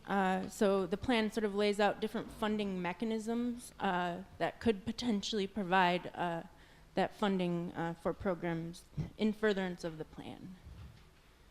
And it really, there's an emphasis on sustainable programming. So for that long-term impact, like I mentioned, going back to working toward that zero waste goal.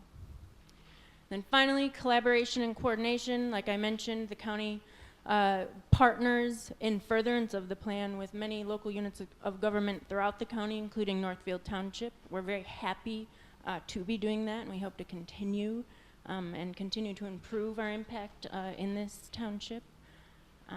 And of course, doing so while managing costs and educating, while helping us both to achieve our goals. Oh.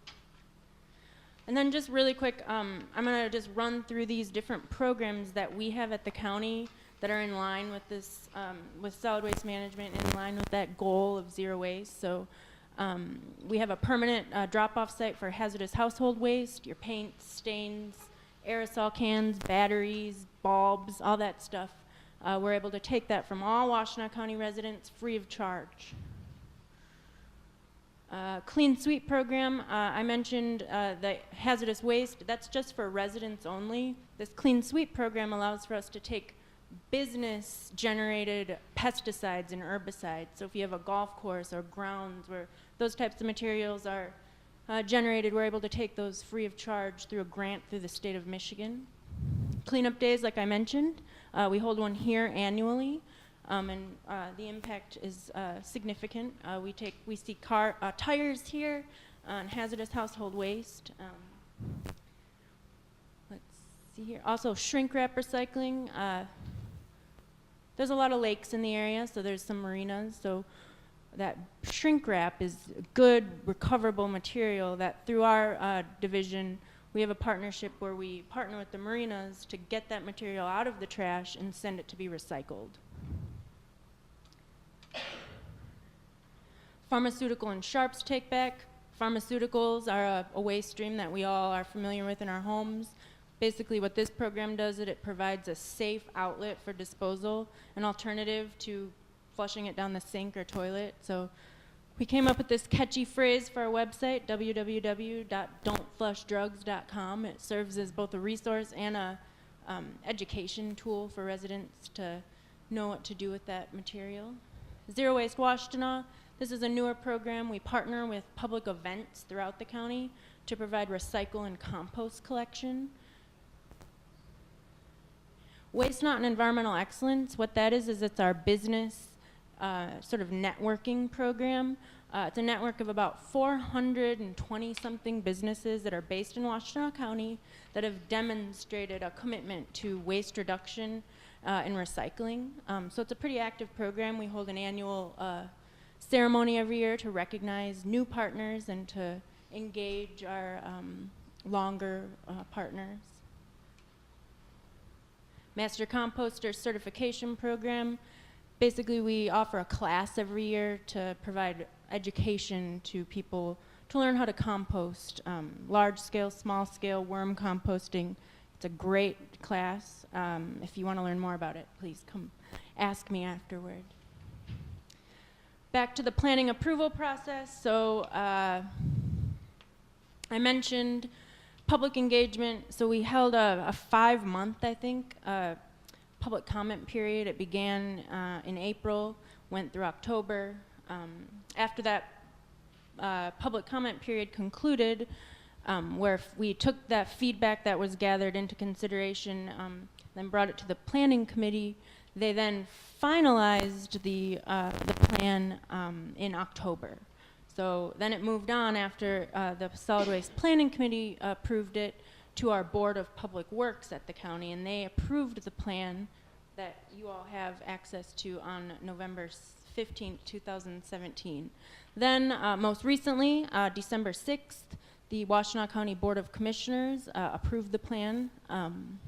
And so the next step per Michigan law is for us to visit all of the 28 local units of government in the county to get that local unit of government approval. And we're required by law to get 2/3 of the municipalities in Washtenaw County, so that would be 19.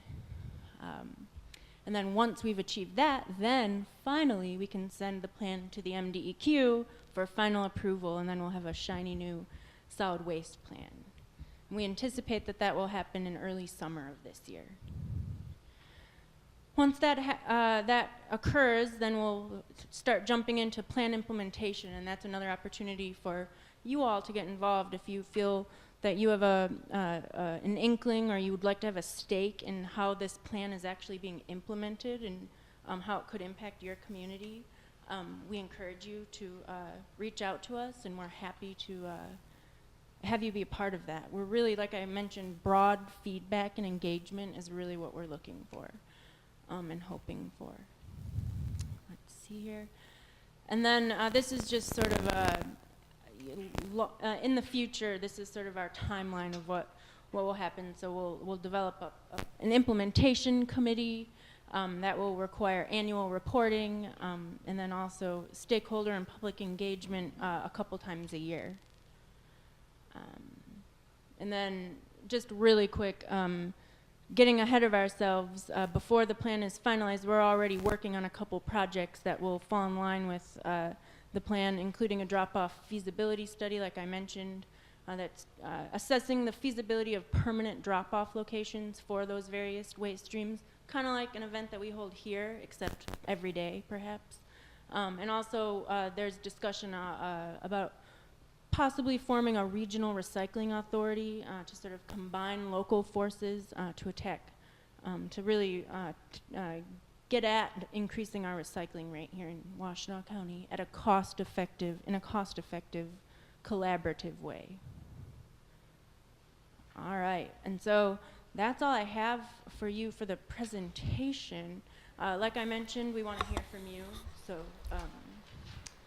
at that, does anybody have any questions? Ms. Chick, go ahead. Can you tell me, I know I've seen, I think, out at, it would be US 12 near Werkner, is that a solid waste disposal site where people can take, and where are the other solid waste disposal sites where people can take big things or even recycle in Washtenaw? Yeah, so we actually have a site map where we have the county with all those locations on it. I'm not gonna know all those locations off the top of my head, but the one that you describe over on Werkner Road, that's the Western Washtenaw Recycling Authority. So basically, many communities that have those curbside services, all those materials get sent to the material recovery facility that's located there, and that location also serves as a public drop-off, I believe, for at least Chelsea City residents, and it may be, I'm not sure what the limitations on that are, but I can certainly, Yeah, I know, when we have the, I think it's in June this year, right?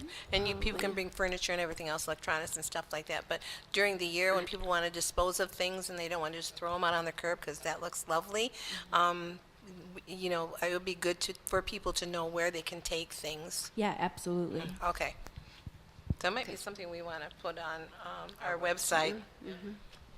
Yep. Thank you. Okay. Ms. Bellinger. Well, currently, it looks as though the county is doing pretty good with the recycling, with the reclaiming of the recyclables. You mentioned that we're at about 33%, whereas the state is roughly 12%.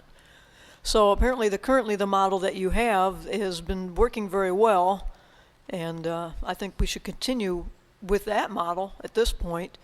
One thing I would like to ask, and maybe it's in the 200 plus pages, I did peruse some of that on the internet. Like I said, it's quite comprehensive.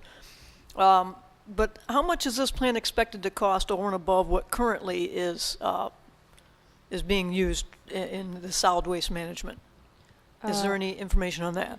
Yeah, so I guess it really depends on from what angle you're looking at it. So from a township perspective, in terms of us partnering with you, I mean, we are constantly looking for ways in which to make things more cost effective, meaning drive costs down while still serving the community to your needs.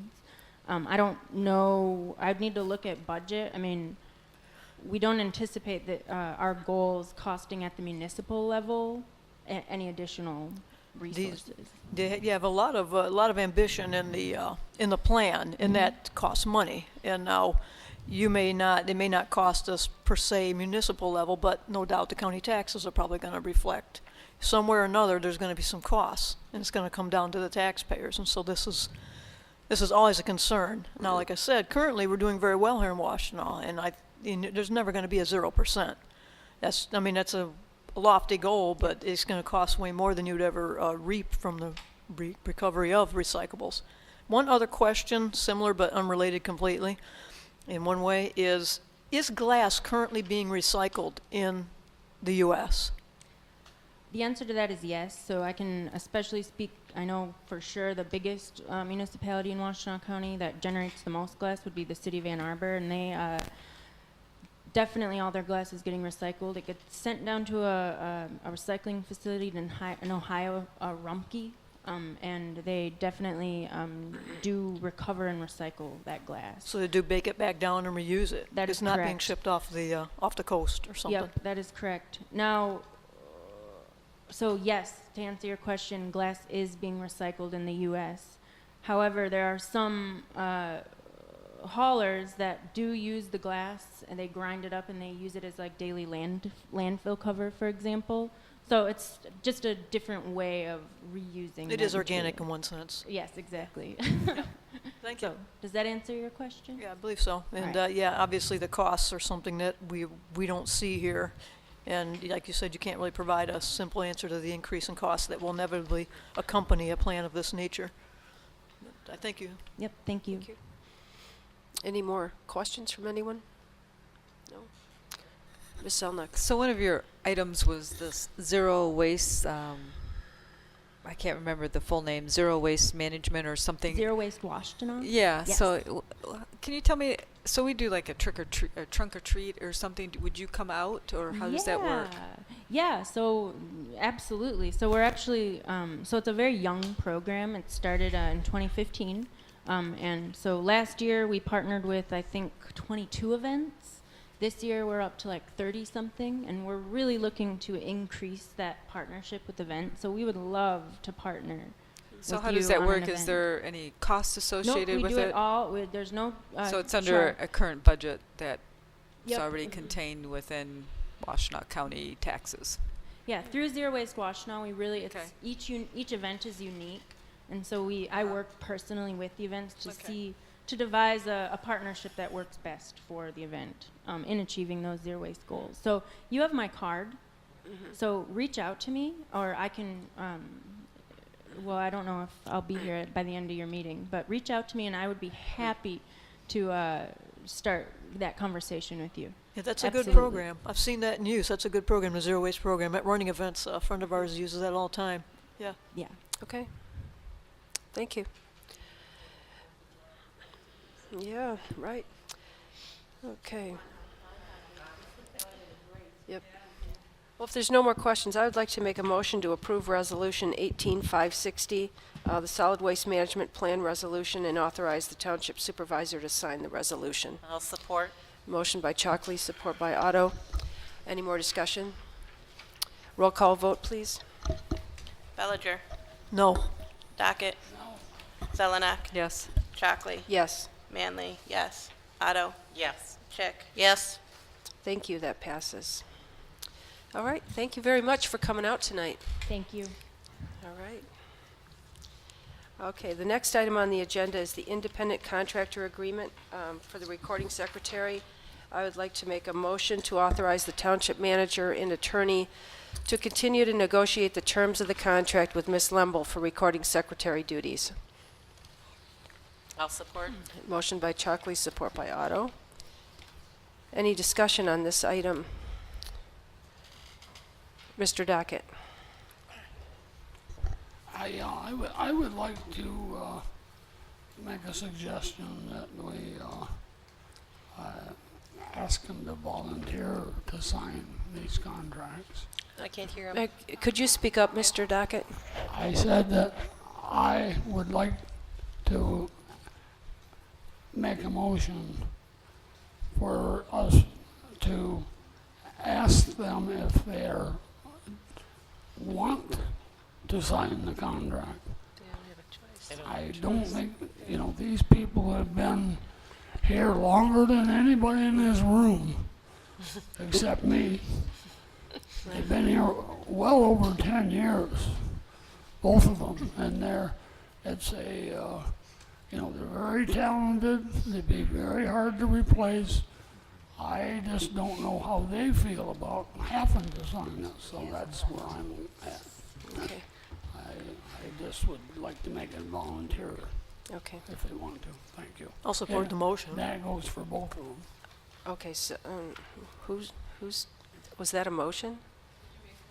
I made the motion, and he's wondering if a volunteer, well, the negotiation is going on. Mr. Maines and Mr. Ains will talk to Ms. Lemble to see if the job description is correct or if there's any portions of it, the contract, that need to be adjusted for her to feel comfortable signing it. So that's what my hope is.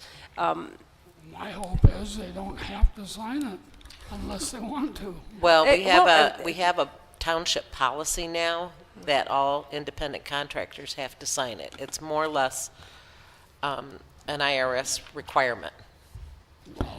After all these years? Yes, after all these years. Right.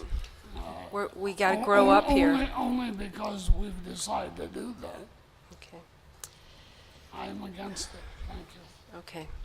Well, It's not a requirement that they have to sign a contract. It's a requirement that they're an independent contractor, but it is on the best interest of the township to have a contract with independent contractors. And And we did have a policy, and it was passed by the board. Ms. Zelnok, go ahead. So again, help me define how it's determined if someone's an independent contractor versus an employee. You'd have to look at the IRS rules for it. Well, I'd like to know how it's Well, determined. they have to have their Depends own on their job, equipment. yeah. They have to have their own equipment. They have to be able to perform the job without direction of the township or without oversight of the township. And what if they don't have their own equipment? Or what if they use our equipment? That doesn't mean anything. Yeah. No? They're just using it for the period of time that they have to perform the job. I don't know. I tend to agree with Mr. Says that they have to own it. Right. I don't know. I tend to agree with Mr. Dockett. These people have been serving the township for a very long time. And, you know, I do have some when I look at it about the intellectual property because I'm not sure how public meetings can, you know, I'm not sure what that clause applies to, or well as the liability insurance for someone that just serves, you know, comes in here and does it. Well, I agree with you, Ms. Zelnok, about some of the liability issues and the intellectual property if it really isn't an issue to the actual positions. But so I think that's where the negotiation can go on, just like the negotiation went back and forth on our LawNet contract. And so I want our independent contractors, you know, Ms. Lumble and Mr. Nelson, to feel comfortable with the contract, and so that I do want this back and forth to go on so that we can be comfortable as a board and they can be comfortable as employees too. So, Ms. Check, go ahead. It's not unusual in professional businesses to have people be independent contractors. Where I work, we And don't. they use the equipment at your We use they use our equipment, but it just makes things more clear, clarify the position, clarify the job responsibilities and the cost or the compensation for the independent contractor. I mean, it's many businesses have independent contractor. This is not unusual. This is, if we were going to be more professional in our administration here, then we have to be more professional. Yes, but usually you do it when you're hired. These people have been here a long time. Yeah, but they've always been considered independent contractors because we don't take any taxes out of them. And so will we be extending this then to all our inspectors? If they're independent contractors, we should be getting contracts with them. So this is like the first ones we're starting with and they're next? No, we had for the gentleman doing grounds repair too. Pardon me? Are you talking like the building inspectors, Lenore? Yeah, building inspector, electrical, all our inspectors. You have. Do they have contracts? Do they? The only question is The building department doesn't. No, the inspectors. The inspectors do now. They work for another town. Do they? Kurt Whalen does. They don't have a contract. It's a governmental contract. It's Yeah. that we have. Does And he? we can look into that and get more information for the next I mean, meeting. do all our electrical inspectors, our plumbing inspectors, do they all have contracts? No. No, that's where we really do need to clean up our situation here. So we're starting with this, but I suspect within the next few meetings, we're going to have the other ones on our plate too. So, Ms. Bellinger? I'd like to ask if it would be all right if the manager, Mr. Raines, would like to comment on this subject. It's almost getting to be maybe overkill, but maybe it's a proper thing to do. I don't know. I just would like to ask your perspectives. Thank you. At one point, I was an independent contractor for another community, so I am familiar with being in that position. But this is similar to your negotiation with me in that you are designating what your expectations are. So then Mr. Maines and I can go talk to the two individuals and see what their concerns are. So, basically it's a starting point. Now, I did ask about the building department people, and it's my understanding that the plumbing, electrical, and so forth are independent contractors. But the building official, it's an arrangement with Pittsfield Township. So he's not directly paid by us, he's paid by the township. And we have the contract with Pittsfield Township. That's my understanding. Inquiring about the electrical and the plumbing inspectors, particularly. I wasn't inquiring about our building inspector. I just wanted to clarify, he's in a different category because he works for Pittsfield and the contract is with them. But the other individuals, I've been told, are independent contractors. Okay. Do we have contracts with them? Not to my knowledge. No, Okay, then we need you call Pittsfield Township. They send them. Okay. As far as I know, you don't send them, do you? Northfield Township don't send the inspectors, We schedule as them. far as I know. Yeah, we schedule. Yeah, we schedule them and send them out. Yep, we do. But they do come out of Pittsfield. Okay, we have a motion on the table by me and support by Ms. Otto. Can we have a roll call vote on that? And the motion is to authorize the township manager and attorney to continue to negotiate the terms of the contract with Ms. Lemble for recording secretary duties. Mr. Maines? The question that we had is obviously, when the form independent contractor agreement was drafted, the idea was not that this is a one-size-fits-all, but that it's a one-start-fits-all. And so the question, I think that, and I don't mean to speak for the manager, but the question certainly that I had is this what the board's looking for? Is this what you want for us to try to be negotiating? Are these the scope of the positions that you're looking for? Are these, are the terms what you're looking for? Or is the last thing that we want to do is go and, talk to these folks and say, well, no, this is a provision that we need to have, and then we come back to you all and you go, no, we don't care. So, I mean, the goal is to make sure that this is as close to what the desire of the board is in the first place. The job description isn't quite right for, I believe, either of them, and I do believe that Ms. Lemble and Mr. Nelson can help us fill that job description out better. So I think that's where the discussion, it's probably prematurely before the board, that because a lot of that didn't get worked out ahead of time. It was one of these kind of like the day before the packet's going out, and there wasn't this back and forth. I think what this board needs to decide is how they want to deal with the insurance, which may be moot depending on what our township insurer requires, and then the intellectual property issue, if that really is an issue, So if those are in there, we need to decide how strict we want to be with that. Ms. Otto. So I think about 2 or 3 boards ago, I was accused of not knowing what intellectual property was, and saying that intellectual property was the videotaping of our board minutes. That's really what it isn't, because the videotaping of our board minutes are part of the Freedom of Information Act, and the township doesn't necessarily own the video. It is posted out there for the public can use it.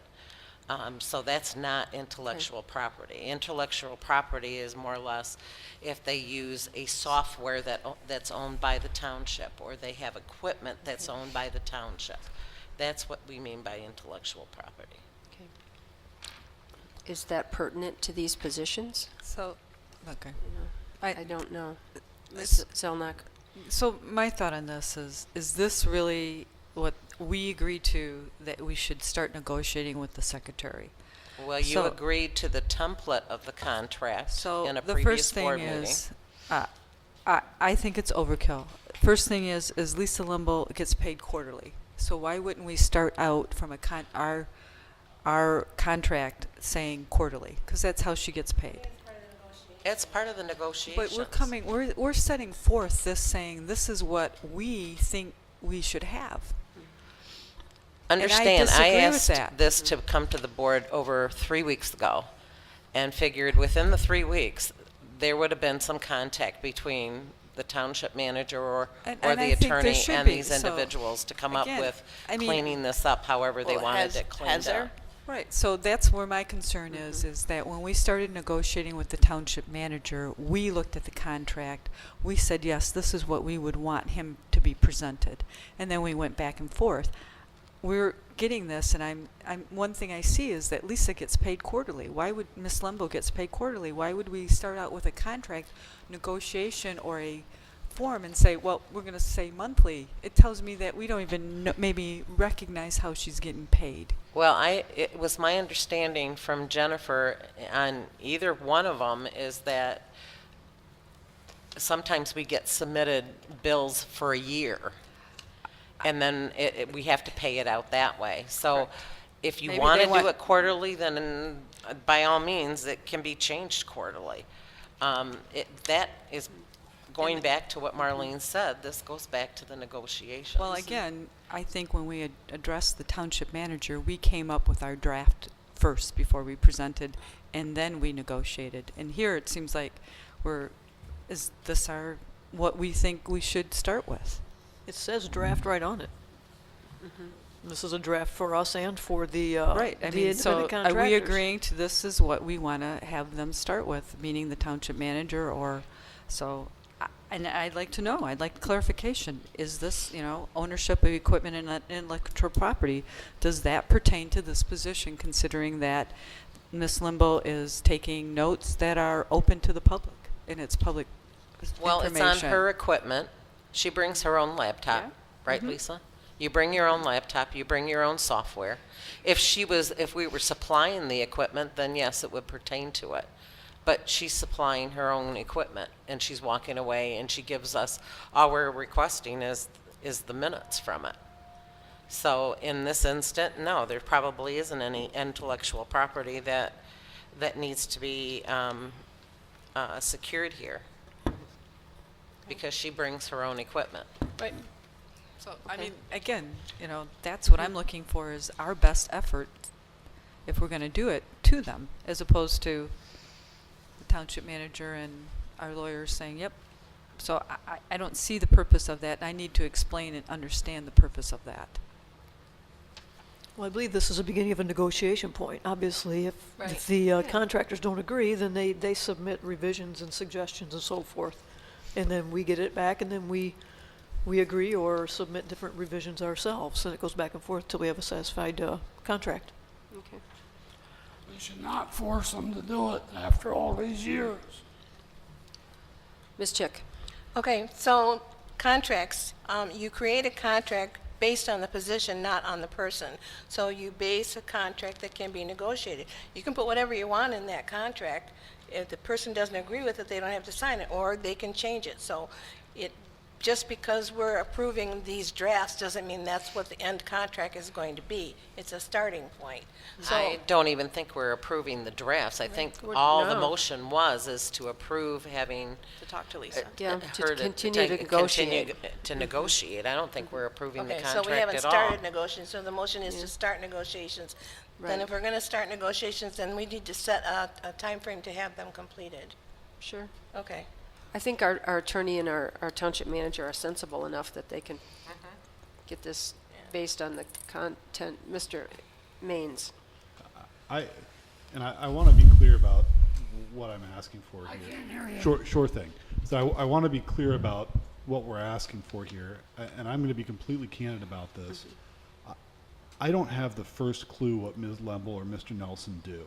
I just haven't had cause to interact with either of them, and I've asked, what should these look like? I don't know, to Ms. Zelnock's point, I don't know how they get paid. I don't know how much they get paid. I don't know what the scope of the responsibilities are.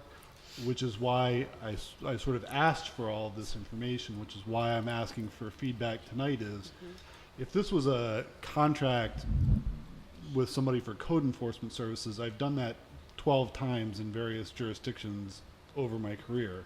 I know what that looks like. Here, I'm not even sure what we're asking for. So I just want to make sure that, you know, what's been roughed out here is indeed what you're looking for. So if that's the case, then I'll happily use it as a starting point. But I guess my concern is I don't want to be the one that's come up with what these positions are going to be when I don't know in the first place. So.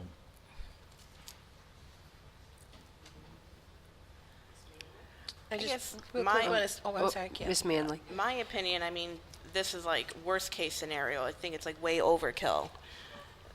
I know I mentioned before that we should have a contract. My point was more, we need to know what you're getting paid and how you're getting paid, you know, and that brought up because, you know, Jim didn't bill us for like a year or something. That's why I think we should have some kind of contract, but all this extra language, I don't know if that's totally necessary, in my opinion. So. I think the problem is we're not professionals at this, number one, so I think yes, right. So us trying to create a contract is without knowledge of exactly what the job description is, which I don't think is that hard to find. You can probably find a general job description for those positions. But I just wanted, in regard to the intellectual property, we have independent contractors that are dentists and hygienists, and they have to sign something regarding proprietary rights and intellectual properties too. It's just a safeguard. The same with insurance. If you have somebody that is on your property and leaves, they have to know that they have auto insurance coming and going to your facility.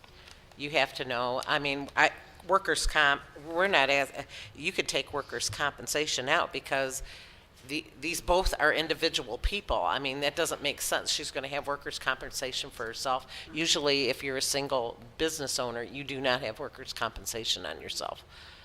The same with employer's liability insurance. That's for unemployment. She's not going to file unemployment if she fires herself. So, I mean, guys, let's put a little common sense in this. It's up to them to go through and take out what is not needed. If we hire a company as an independent contractor to staff an area in our township, then yes, they would have to have workers' compensation, and yes, they would have to have employer's liability insurance for their staff. But we're talking about single people. So this contract was based on just a template, and they take the template and they start taking things off as needed. So Ms. Zelnick. I would say, again, how we negotiated with the township manager is we came with our best effort contract.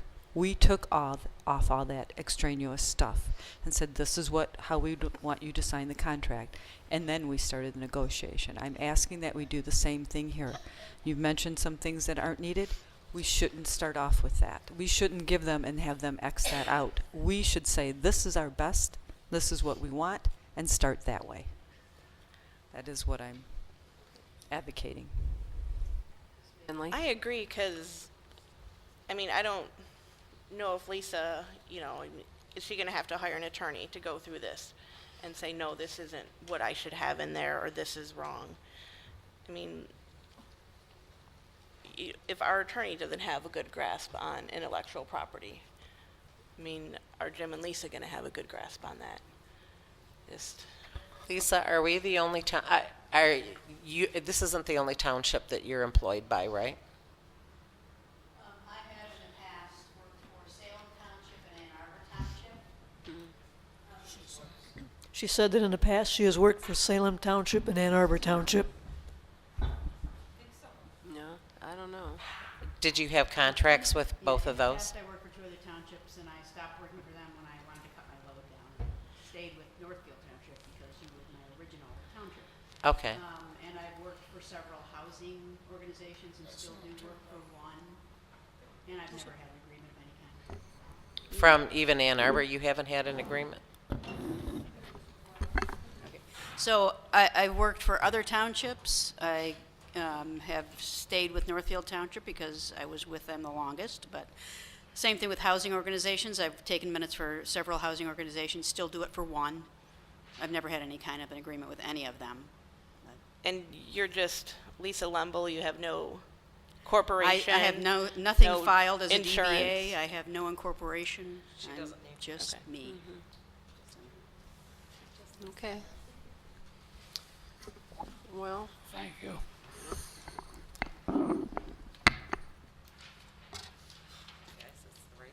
can we still have our attorney and our township manager take a sensible approach and continue to negotiate? I know the job description isn't quite right, and we'll get another version after there's been some dialogue. I got a last question on this subject. Is it going to end up being that all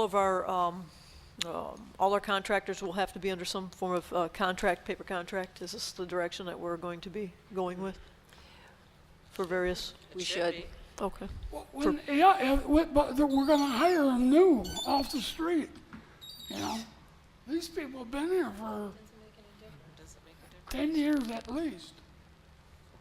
It's okay. Okay, so let's vote. Well, it might be All going right. back to like the IRS forcing us to do something. I don't know if it's something that needs to happen for protection of mandated by the state. That's something I maybe don't agree with, maybe something we have to do nonetheless.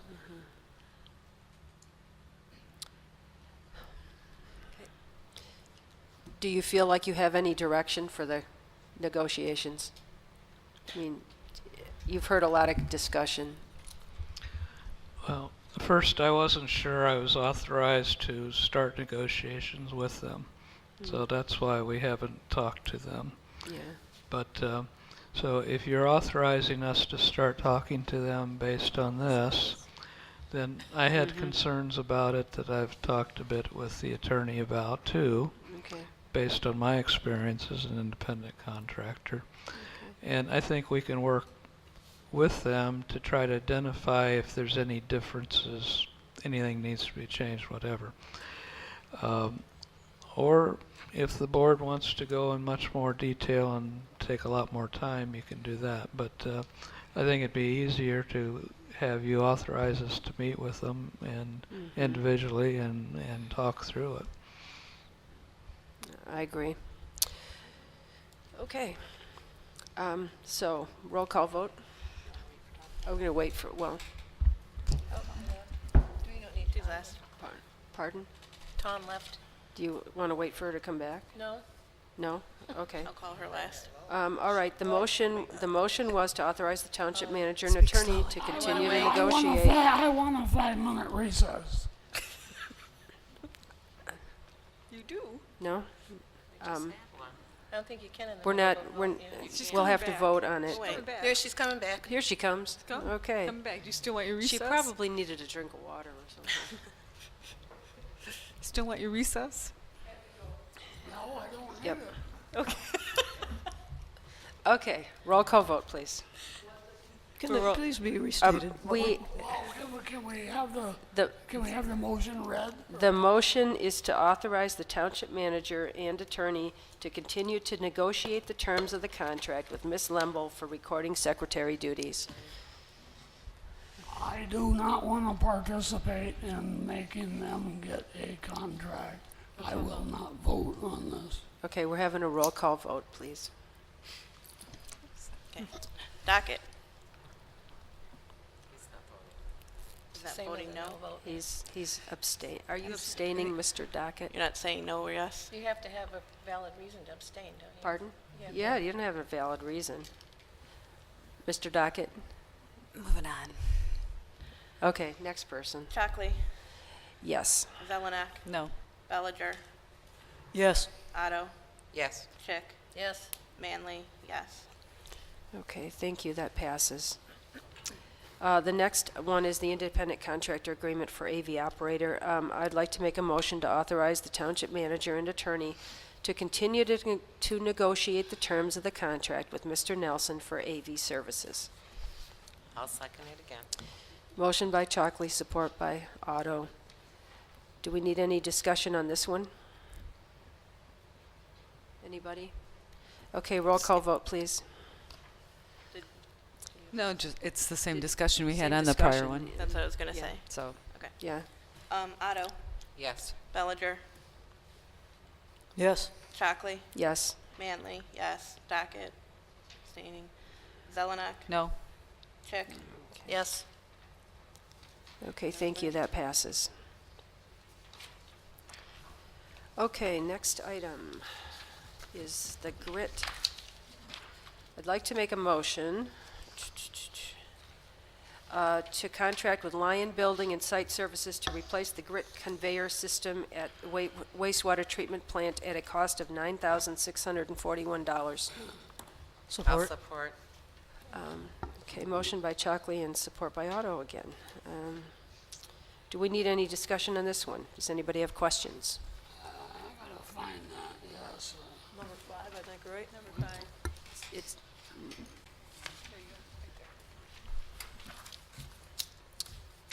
go ahead, Mr. Dockett. While he's not here, I'd like to thank Dan for getting 4 bids. Anyone that pays a sewer bill in Northfield Township should be happy to see that Dan and others in this township board voted to, that Dan and you doing the right thing. He's doing the right thing by getting all these bids. And I would like to thank him more, but he's not here. Okay, thank you. Roll call vote, please. Chick, Yes. Otto, Yes. Manley, yes. Chockley, Yes, Zelenak, Yes. Docket, Yes. Bellinger, Yes. thank you, that passes. The next item is to purchase a return sludge pump. And I would like to make a motion to postpone the decision on the purchase of the return sludge pump until Mr. Willis can be present to answer questions. I'm wondering why there's just only one bid for that. And he's not around to answer, so. I think he needs the one, and we should let him get the first one while he needs it. I don't know I why think he... time may be of the essence. I'm against postponing. I don't know. Mr. Yeah, Mr. Ains, are you sure? Do you know what happened with Well, this? if you look at his memo, he says that there's still going to be an installation charge, and we'll be getting bids on that as well. So I think he still intends to get further bids on this. He just wanted to know whether you were approving the concept of going ahead with it, and then he'll bring the bids back to you. No, that's not what it it's read. saying. No. No, But I approve the Okay. concept. right. All right. It could be that there's only one company out there that it- does Did you this. get a second on you? It could be.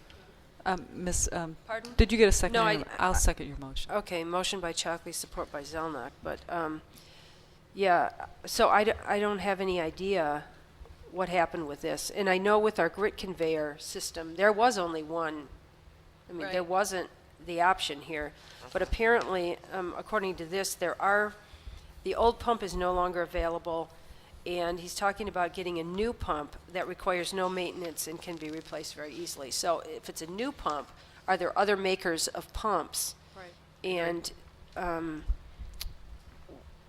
so I'm just wondering if other Are we prices talking were... about the same item? Are we talking about Number the 6. return sludge pump? Yep. Well, I clearly see here there's an 8-week delivery time, so I would like to get going on this as soon as possible. I do not think we should delay this. We should approve this for him to get this one. That's what he says he needs at this time, even though the other ones are beginning to wear. He's asking for this, and I don't see any reason to delay that. And it does appear that the people whoever's going to install it, there's going to be in charge for that, but On it's top not of it. going to be the people that we bought the pump from. Right. It'll be someone else. on that. He's going to get bids on that. Okay. I mean, it would have been nice in the memo, and because unfortunately it isn't here, if he just said there's only one manufacturer, or this is the only one. He did say that? No, I said it would have been nice, you know. Yeah, I can't vote for it. Yeah, yeah. I mean, so it would have been like This there's is only the only one. manufacturer. So anyway, Right. I think you can amend it to Can you that. amend Probably it should have asked him to- before the meeting. Okay, what is your, why don't I withdraw my motion and would you like to make one? Well, Okay. Go ahead. Kathy, I'll- No, really. go ahead, Kathy. Oh, really? Do it. No, do it. I guess my motion would be that we will accept this bid from Kennedy Industries with the understanding. the understanding from Dan that this is the only company that makes this, I don't think you can do that. It's not going to be the only company. or, We Well, either accept word it or it. we don't. That would have to be the Well, I motion. mean, I think that would be fine. That we'll accept the bid as I'll second your motion that this is the only company that makes it Right. because Right. basically we're saying we want to know why there is no other bids. right, Right. right. So and if I this would is the only one, agree with that, too. I'll second your motion, Miss Manley. Okay, so restate your motion and we'll vote on it. Yeah, we're coming up with it. Now, I thought there was also an email saying he was going to be out of town if people had questions to contact him before he left. So if this was a concern, that should have been done. Because I remember getting that email. Well, Right. well, I mean- unfortunately, sometimes we don't always, able to read the package right on that Thursday night. It Well, might take us until Friday night or Saturday morning. I People have understand that. questions all the time on things in the packet. So so what was your motion, Miss Manley? I'm sorry, Madam Um, Supervisor. Go ahead. My motion is to accept the bid for the return sludge pump, and pending the information that This there is- are no other resources available to For get the this pump. pump. Okay, I'll second that. Okay. So what does pending mean? We have to wait until he proves there's no other resources before We he can just buy have to it? talk to Dan and for Dan to Comes in- say, Yeah. We can't Yes. order it while he's gone, I yeah, we think. can't order it anyways. For Dan to say, yes, Yes. this is the best deal and that nobody else does it. Right. Well, clearly that's what he means by indicating, giving this to the Well, board. We've got a motion on the floor, Madam Okay, we have a Supervisor. motion to accept the bid, Pending further Pen- information. pending further information that this is the only available Return sludge pump return sludge pump. Okay. Manufacturer, You vendor, need the vendor. price Vendor. in there. of the Oh. price of Yep. $8,935. Okay. Is that good enough, Ms. Limble? That's correct. Manley and Zelnok, yes. Okay, roll call, please. Manley, yes. Otto, Yes. Shockley, Yes. Docket, Yes. Zelenak, Yes. Bellinger, Yes. Chick. Yeah. Thank you, that passes. Can I ask Steve to follow up with Dan on that? Yep. Yes, when he returns to town, I'll talk Okay, to him. thank you. And maybe someone over at the plant knows. Who's in charge right now? Everything's so straight with all the changes made. There's gotta be somebody in Okay. charge. Well, I can check with the staff, see if they know Yeah. if they're in Okay, a then- position No, just to got lucky tonight. recommend, Okay, But, or I could do it with talking to Dan if Okay. they don't know. thanks. The next item on the agenda is the bills. I'd like to make a motion to accept the bills, Support. the paid and the open. Any discussion on that? I had the bills pulled. We, yeah, there they Talking are. right now. They got it on the bills. Any comments on the bills? Does he have one? I guess. Oh, Miss Otto has one. On page 2 of the open, Okay. there is the Michigan Agra Business, December 2017 Biosolid Liquid Land application. What is that for? Was that for the lake? I think that's waste Is that treatment, for the isn't lake? it? Oh, the lake. Application. What is it for? For $16,000. I bet it's where they spread the sludge out on the fields. This is for the This wastewater is treatment. wastewater treatment plant. Wastewater treatment, okay. Oh, Biosolids. Okay, that would make sense then, okay. Yeah, maybe it's the new company. I don't know, don't it know, just, but you think we it would be- it just sprung out at me, I'm thinking, wow, that's a lot of money. Okay, Biosolid liquid land applicator. Anyway, they did it in December, or they paid it? Okay. They well, that's invoiced it probably in when they got December, the yeah. invoice. Okay. Got it. Okay. Any other questions on the bills? Yeah, yes, they overwrote the minutes. Yeah, okay. January 9th. No, we're Docket. on the Bills, on the bills, we're on the bills. Okay. No, yeah, so I made a motion to accept the bills. you get the bills out. Did I get a second? Somebody support, I'll support. I supported Okay. it. Oh, you did? Oh, okay. Chalkley and Chick. Okay, And he's got, you have another Mr. question? Mr. Dackett's going to have some questions on the bills. Okay, go ahead. Unpaid. What page is this?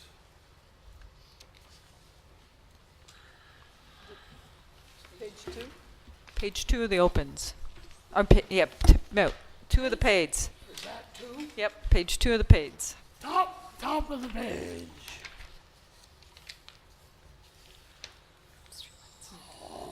I'd like to know about these overhead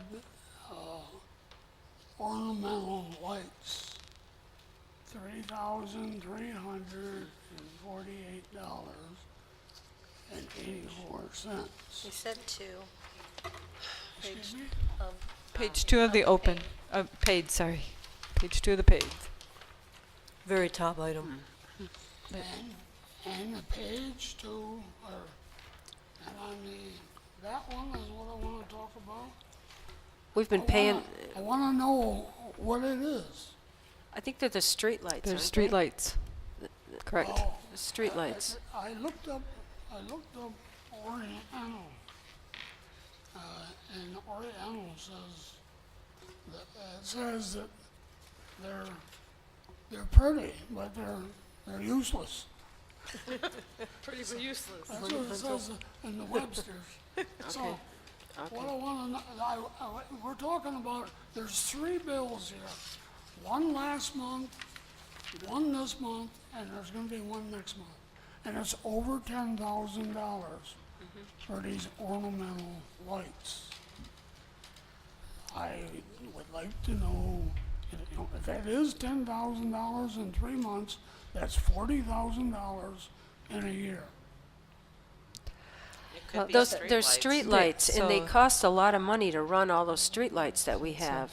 So if we look at our, does. if I may, Madam Chair. We don't have Oriental lights. Well, streetlights. maybe we'll get Miss think Carlisle the to change the I description. think we should Is that the change. bridge lights? No. It's not the No. bridge No. lights. No, it's streetlights. So if you look at, actually, if I may, Madam Chair, or Madam Go ahead. Supervisor, if you go to our revenue and expenditure report, so I always put them together on page 5 of 30. I'll share this with you, Mr. Dockett. But I asked about it last month and nobody Right. said anything about it. So if we look at streetlights, you can see that our activity for the months was $3,348.84, and our available balance is still $18,907.32, and we have used 50% of our budget. When I seen the ornamental, I thought it was the bridge. Yeah, right, and I think we should probably change that if possible. Change the name. And Just when put we street do lights. start paying for the ornamentals, I'd like them separate. Because this board voted to cut the grass on that bridge and pay the light bill on that bridge and to keep the maintenance on that bridge, and that's gonna be a lot of money. Okay.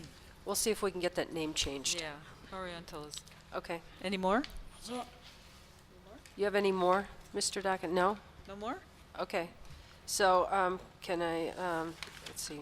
All in favor of accepting the paid and open bills, say aye. Aye. Aye. Anyone opposed? Okay, passes 7 yeses. Okay. The next item is the minutes. Can I ask just a quick question? Go ahead, sure. It has nothing to do with passing or anything. On page, I think it's 20 of 21 on the page. It's under banks, MIF, 21? and it says wastewater treatment fund, and it has all these addresses. What is that for? Is that Yep. like return checks, or is that? That's the electricity for each of those pump stations. Oh, is that what that is? Okay. Because I seen Turnberry, and I'm going, Yep. I know we have one, but I didn't know if that was the pump station or not. Yep, if Okay. you see, it's DTE Energy, it's all those pump stations. No, I know which house it is. Yeah, No, it's not. I know which house it is. okay. Just, okay. So we're thanks. on the minutes now. You had a correction, Mr. Dockett? The minutes. Which ones? Which one are you on? January 9th? Yep. January 9th.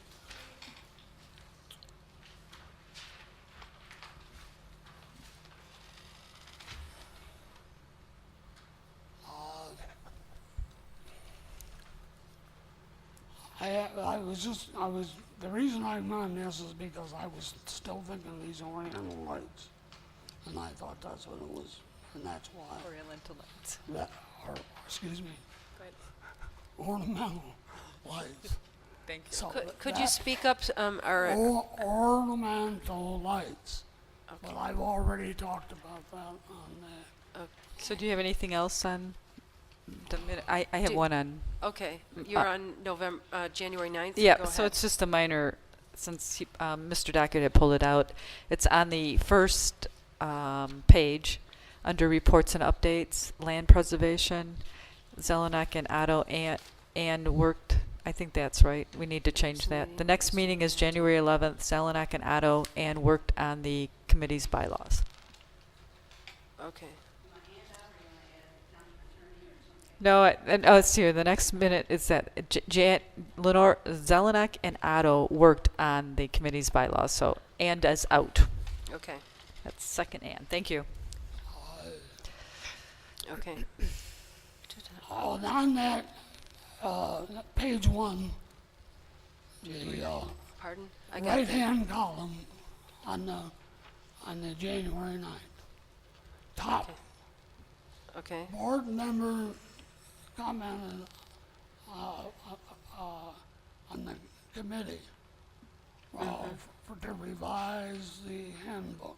And we have not done that, so, and I have not seen it on an agenda. So I'm wondering how long it's gonna be. It's been over a year now that we're gonna start talking about that. okay.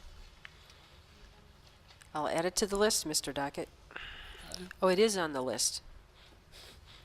It is on the list. I don't know when it'll get done. Okay, The board voted to do it. but the board isn't doing all the work of it, so it takes The a board- while. The board's doing nothing about it. Do we have any changes for the January 23rd special meeting minutes, Mr. Dockett? You wanted that one pulled out?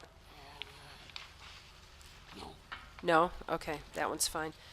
Okay, I'd like to make a motion to adopt all the minutes as amended. Motion by Chalkley, support by Otto. All in favor, say aye. Aye. Anyone opposed? Okay, thank you very much. Okay, the next item, it's getting a little late here, but the next item was to talk about a selection committee for the North Village RFP. And so you got my memo, and I'm just kind of wondering what your thoughts are, and how you're thinking we should go about putting this together. I was thinking a couple people from various groups, but just trying to get input. Go ahead, Miss Otto. I really think that it's too early to do this, because if you only have two developers, what are you We going to don't make have a anything. criteria against? I mean, what are you going to have a committee for? Well, if and when we would get, if and when we would get any proposals, we would want to score them. And I'm thinking a committee should put together, and it, not necessarily a big committee, should put together some of the evaluation criteria to look at the proposals. Yeah, and a lot of that's already in the RFP. So I'm wondering if, is the board telling the committee that they come up with the criteria, or is it the board that comes up with the criteria? That's a good question. There are criteria listed in the RFP on the last page that could be used, but it seems like we should develop the criteria prior to receiving the proposals and then rank them against those. That's my thought, but I think it's important that the board all weigh in here on this and we come up with something that we're all happy with. Ms. Chick.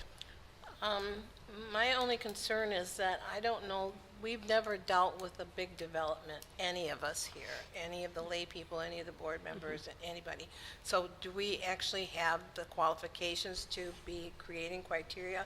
I think we should let the planner create the criteria, not confuse it with everybody else's, because everybody's going to have something, and it could turn into a very long discussion and with no decision. So I think the planner basically came up with a criteria, should probably stick with that. I do think we should wait to see if we get enough people interested that we actually need a steering committee. And the other issue is I think it should be voluntary. I don't like that people here or other people are going to go out and pick and choose people they want on it, because that kind of puts an influence onto the selection. So, or I just think we have to think this through a little bit more. Okay. Ms. Selnock, it was your idea to put this onto the agenda, so you had some thoughts. Well, my thought was too is, do we have enough with the planners? And I think they should be at least the ones, as Ms. Chick has said, is to develop it. And then if we do go for a committee, maybe it's, a member from each of our current existing boards, potentially. And we might want to outreach to the community as well. Maybe a member from Kiwanis would want to be on it. Who knows? That it's park space. Who knows? But I would like the planners to come up with their criteria and their scoring, and then maybe we could review it. But I think you're right. I'm not sure, who really has all that. Okay. Then Ms. Bellinger. Now, it was mentioned, I thought the criteria, as mentioned, was already included in the RFP. I thought we have spent, a year or so and lots of money to put all this together. So I don't know if we need to reinvent this, this whole ordeal here with this. The other thing is, even though we've so far apparently have had 2 interested individuals, I've not seen anything. Now, we did agree as a board that anybody that submits or has interest, all the board was going to be informed and given that information. This is yet to happen. Now, whether or not there really is, maybe nothing has been submitted, I don't know, but there's some talk of 2 candidates so far.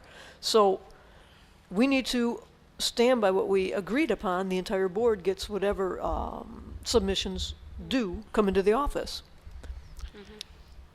What I was talking about in criteria is usually what you said is scoring. And we did do the criteria based on the RFP, but when you do a scoring, there has to be some weighted value. Right. So there has to be some value weighted on one item more than another item. I don't know how to evaluate that. And that, I would say, yes, a planner would probably evaluate that better than we could. Then you would prefer that Mr. Lippens put the scoring criteria together? Or and make recommendations. And make a recommendation to the board?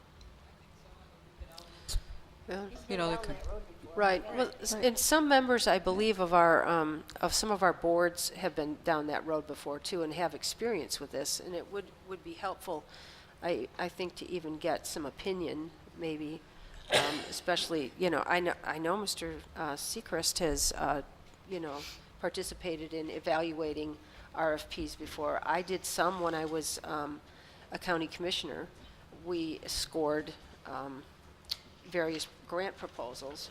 And there may be criteria that we as a board think is more important, you know, in the list of evaluation criteria than others. So we may, when we look at it, may have some input there. But I think maybe the first round, we should have Mr. Lippens provide us something. He's our professional, so I agree with that.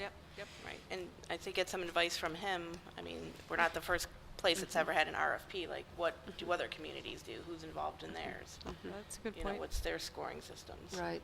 But then, you know, when the scoring system, I mean, when you have the scoring, people look at it differently, too. Because I recall being involved with some human services grants, and, you know, everyone looks at the proposals a little differently and scores things higher or lower based on their experience. And I think it's a good idea to have a well-rounded group actually doing the scoring. And then, of course, all of us would be having the opportunity, you know, in the end, to approve something. So, Ms. Bellinger. Involving Mr. Lippens is going to be costly, as it seems to the planners, you know, cost money.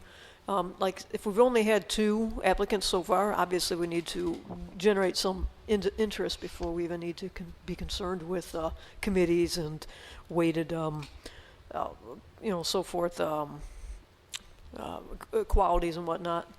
But we have already spent a lot of money with the planner and do have a list, like I said, in the RFP of what we're looking for. And so we've done a lot already. I don't want to just keep spinning wheels on this. So perhaps, Mr. Ains, you've probably been participated in RFPs before in developments, yes? Yeah. Yes, at various stages of Okay.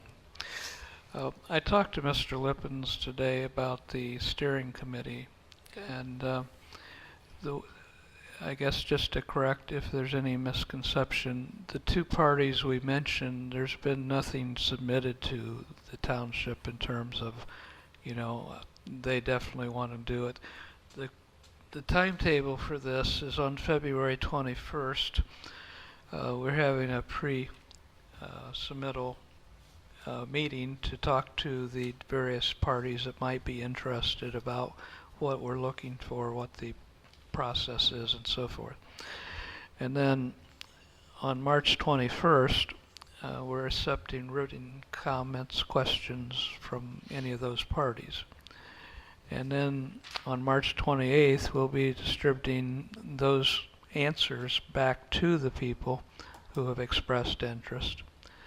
And then the actual submittal is until May 16th. So he's indicated that you have time to discuss steering committee, and also since you're talking about criteria, you know, I have time to walk through that with him and make sure that you know, what's in the RFP is indeed the best way to rate these. But on the steering committee, he thought that probably a 5-member committee of some nature would be about the right numbers. If you get much bigger than that, he felt like it gets cumbersome in reviewing those. But, you know, if we haven't had any definitive interest shown, you know, by some of these deadlines, then we would probably be coming back to the board and suggesting a different approach with, you know, trying to advertise more or approach other people or whatever.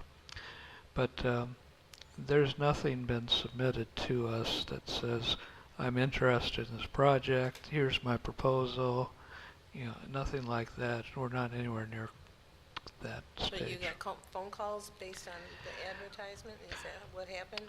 In the one case, I had an email and just expressing interest in the project, expressing a desire to get together with us. So we'll be talking to them further. And then I believe he had a call about another party, but I don't know exactly who that is. But in any case, the developer at this stage would not want to be even mentioned because they're just expressing some interest. They're not expressing that they're going to submit a proposal. So, you know, that would be something to come about later on. So I think we're jumping the gun Yeah. a little bit on the committee. Okay. Okay, next item. Update on potential second floor build-out and office space changes. This is just an update. I had talked to the board before about the possibility of addressing some of the space needs of the township operations. In the past, the board, the township had commissioned a party back in, let's see, I think it was 2006, to look at plans, and among other things, the area downstairs has been pretty much instituted based on the plan that was in here.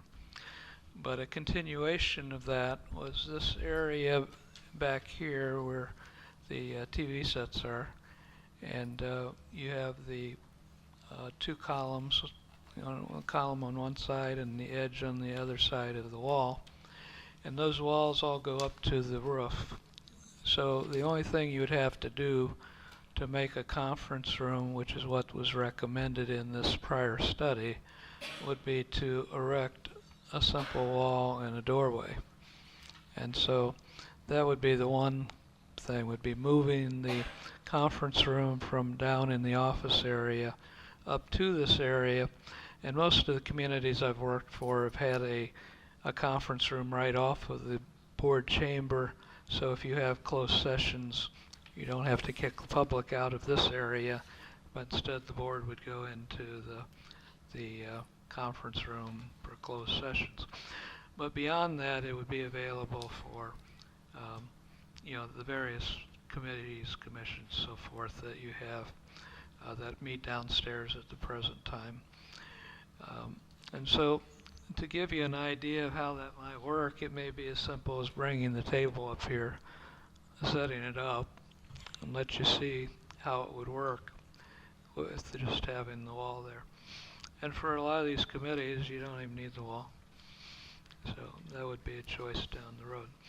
But my thought was that with the new party coming into the building, they will have a contractor doing their project. It might be timely to get some estimates for doing some of this work from him, as well as 2 or 3 other contractors, so you could see what the costs might be, as opposed to speculating. The other area that was outlined was outside this area, adjacent to the computer room. You have a conference table there already, and a pop machine and so forth. And if that was to be built out, it would be a little more extensive. You would need, a doorway and 2 walls, because you've got 2 walls already there. But again, we could ask for proposals to see, and then you could decide how far you want to go with it, if at all. Are you asking make a motion to solicit proposals for these projects? Well, I can do that without a motion. I think it was a question by the board as to updating you on what some of the thinking was. I'd be happy to answer any questions about that. Can I just continue to, did you expect maybe a window over here along with the door? That would be nice. Yeah, you can see where the one post is projecting out into the room. Yes. And the corner wall is also there. And so you can see there's a limited amount of space that would have to be bridged if you were to put up a wall and a doorway. And so I don't think that would be very expensive to do. But in the meantime, I would like to try out putting the conference room up here in that space. And then you could picture for yourself exactly what it would be. In the meantime, it would open up the conference room downstairs for further offices. Yes. And we're kind of overcrowded right now. I was just trying to add that if we do put a wall here with a door, could we have a window as well? That was all I was going to add to that idea. On the wall. So you have a door and a window.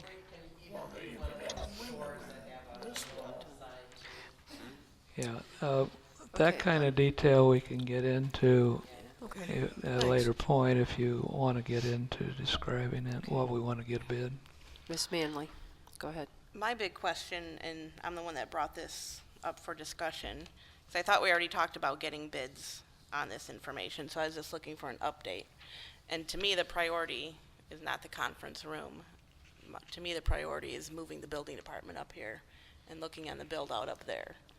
So that's the cost that I was kind of more looking for. Not right out here. This, The one area out there is Page 2. not part of what the LawNet people will be leasing. right. And so originally they wanted to start construction as of February 1st. And so if we had completed the process of negotiations early enough and they had started construction February 1st, that would have been when I would be suggesting that you go ahead and give bids. Right. But since this all has been moved back, I think the best time to get those kind of bids would be when they bring a contractor on site or they're getting ready to. But they have to have an architect or engineer submit the plans to the building department and review and so forth. So, there'll be time to do that at that point. Okay. Yep, that's all I want to know, if we got any bids or what your point is on. So I understand that. That's cool. Yeah. Okay. I'm good with that. All right. Mr. Dockett. Would we move Jim's equipment out further this way then? Is that it, or is there someplace that's gonna go? Yeah, I haven't discussed it with Jim, but just in looking at his equipment and the space that you still have next to the end of the tables here, I thought that could probably be moved out there. And then we have beyond this, you don't really see it, maybe from your side you can, there's a closet area that was designed in the back. So Jim could store equipment that's not on an ongoing basis being used, but he still wants to have stored up here in that area. Of course, that would have to, the door would have to be out of the conference room into that, right? Yeah, right now it's an open space. It could be a doorway, and that's one possibility too. No other way to get to it unless you go through the conference room, isn't it? Yeah, the only access is through this area that would be the conference room. Yeah, okay. The elevator, the restrooms are on that side, so there's no access. And you got other ideas for, I would think that the conference room could be out here and we just use that door there to go to the conference room, but sounds like they already got something going over there. Well, the plan that was submitted at, I think it was 206, showed you putting an area in there where the conference room and pop machine are as a storage area. But it's also been discussed as possibly moving one or more of the departments downstairs, upstairs, or have it be storage, or just wait on it until a later time if you want to. Thank you. Ms. Bellinger, go ahead. I understand that we're going to free up the conference room downstairs and turn that into 2 office areas, keeping the office staff together, since they do work synergistically very well together, and they have a lot of it is cross business. I did not believe that we had considered moving forward with separating the office staff, and I do not think that would be a wise direction to go. I think Mr. Maines can bring us some proposals together as things start to gel.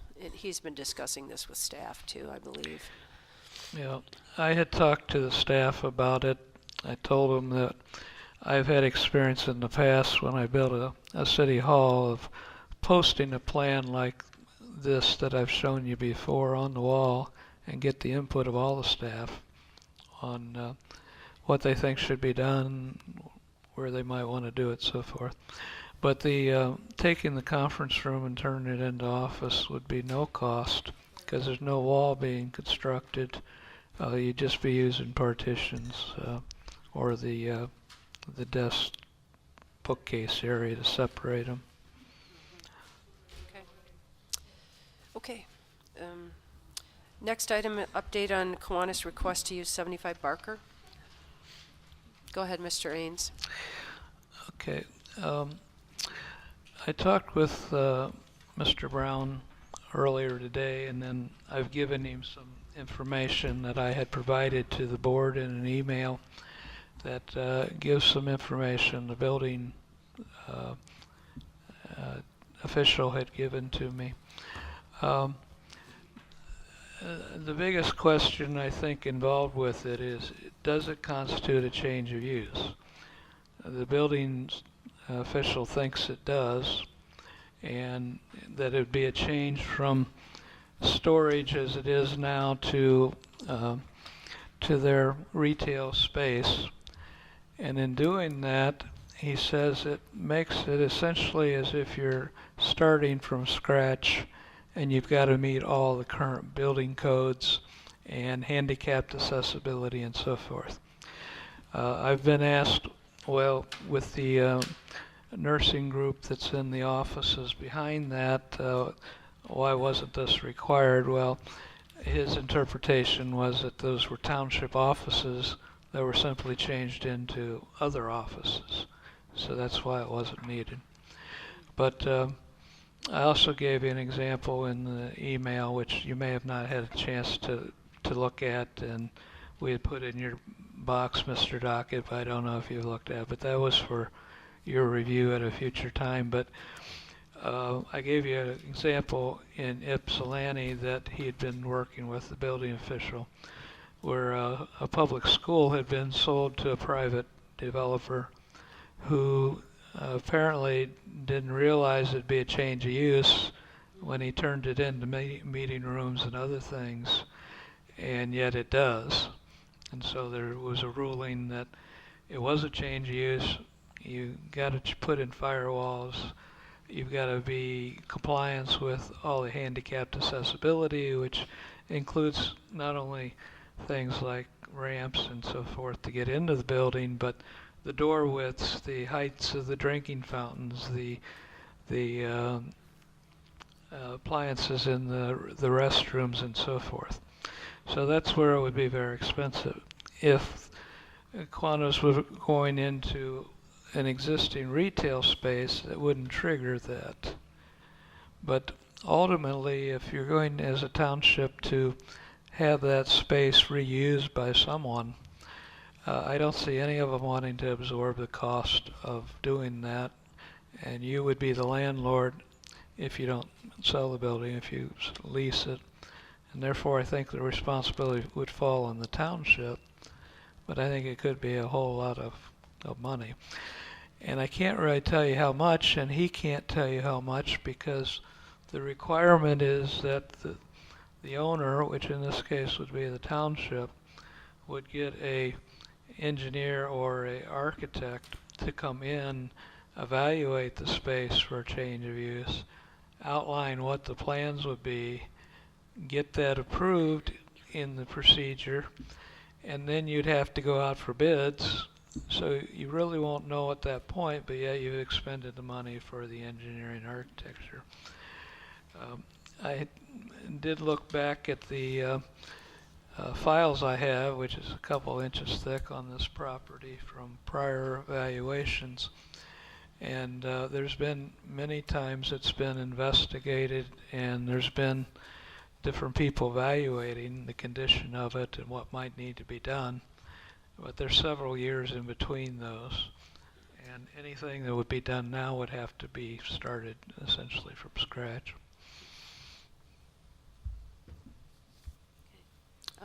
Ms. Bellinger.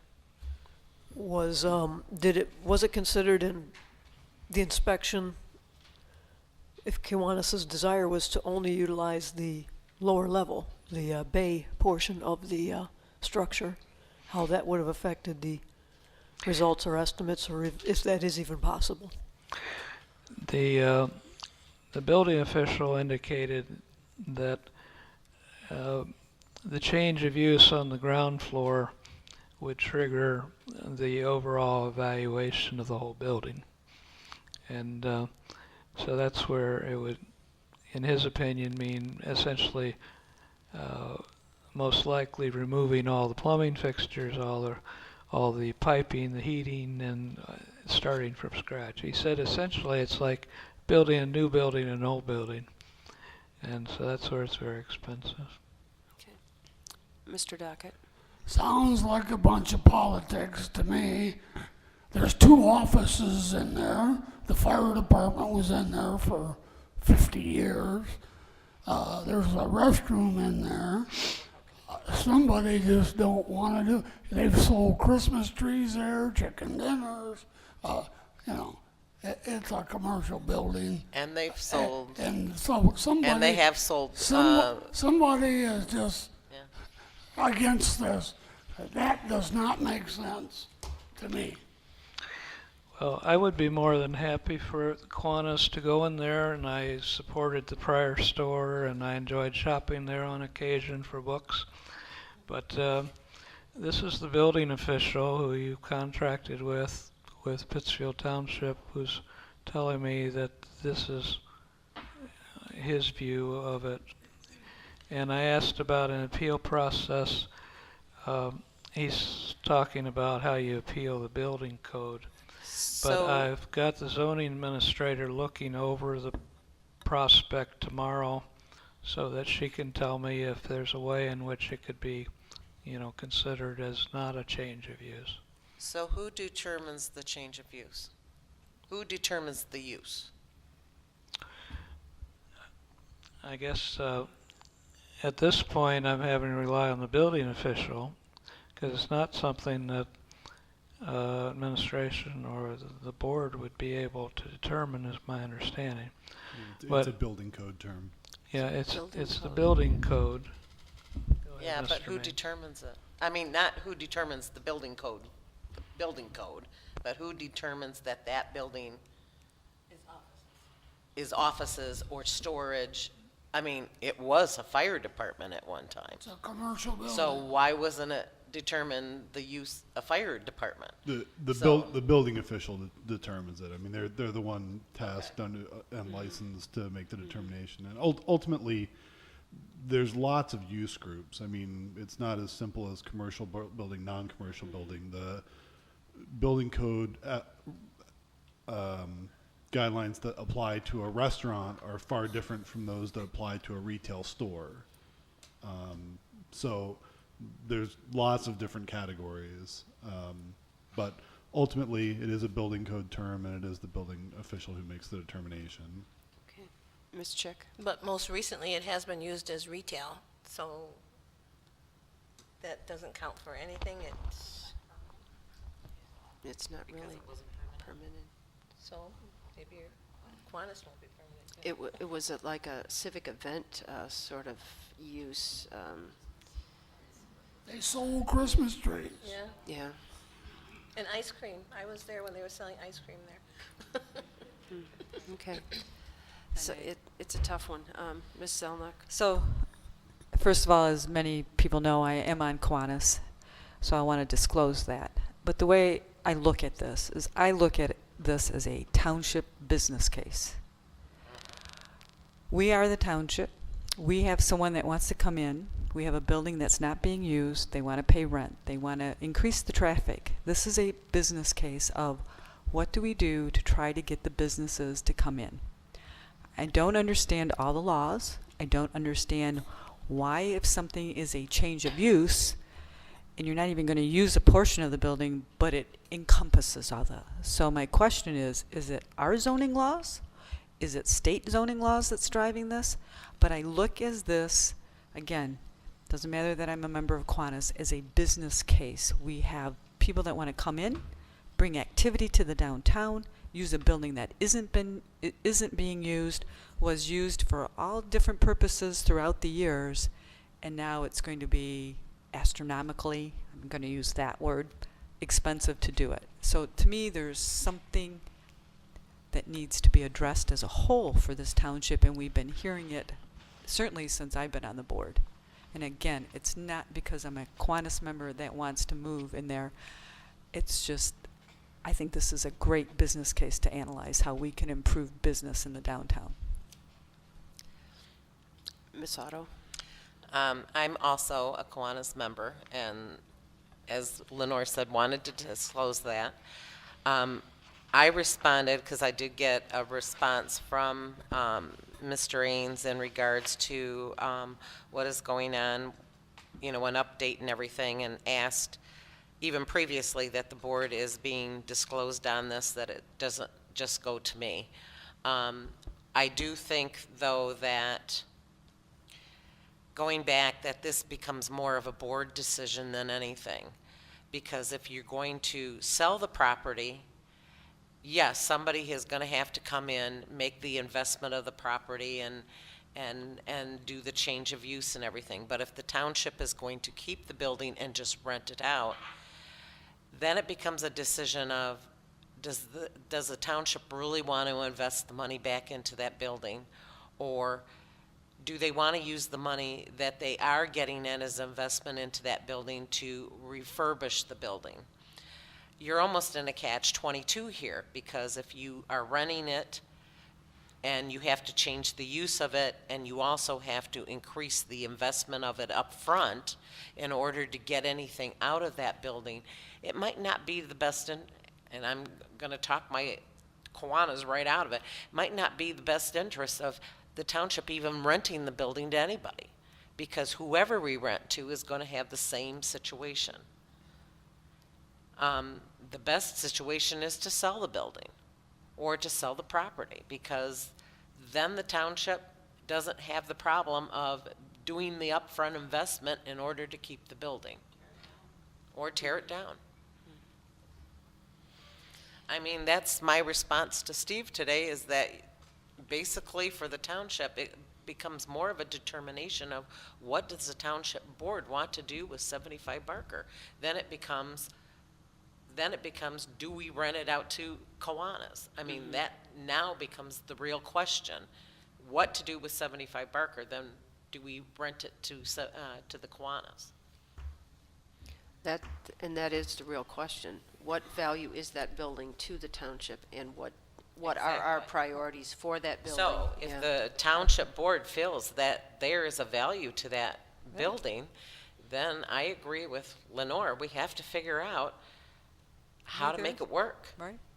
Yeah. How, you know, how to make that building. No matter who rents it. I'm not saying it's Kiwanis. But it could be anybody. Right. Even if a farmer's market wanted to come in there and rent it, they can't. They always have.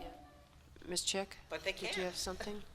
So is this something that the board can just say, yes, we want to let Kiwanis go in there, or do we have to go through channels? I'm concerned that there are some legal ramifications to that, and I would like to understand the whole, you that's know, what I would like with to the know. code, you know, so perhaps at one of our next meetings, we can have a better understanding of how that whole change of use thing works, and if, you know, and really, if we're going to have rules here in the township, they really ought to apply to us too.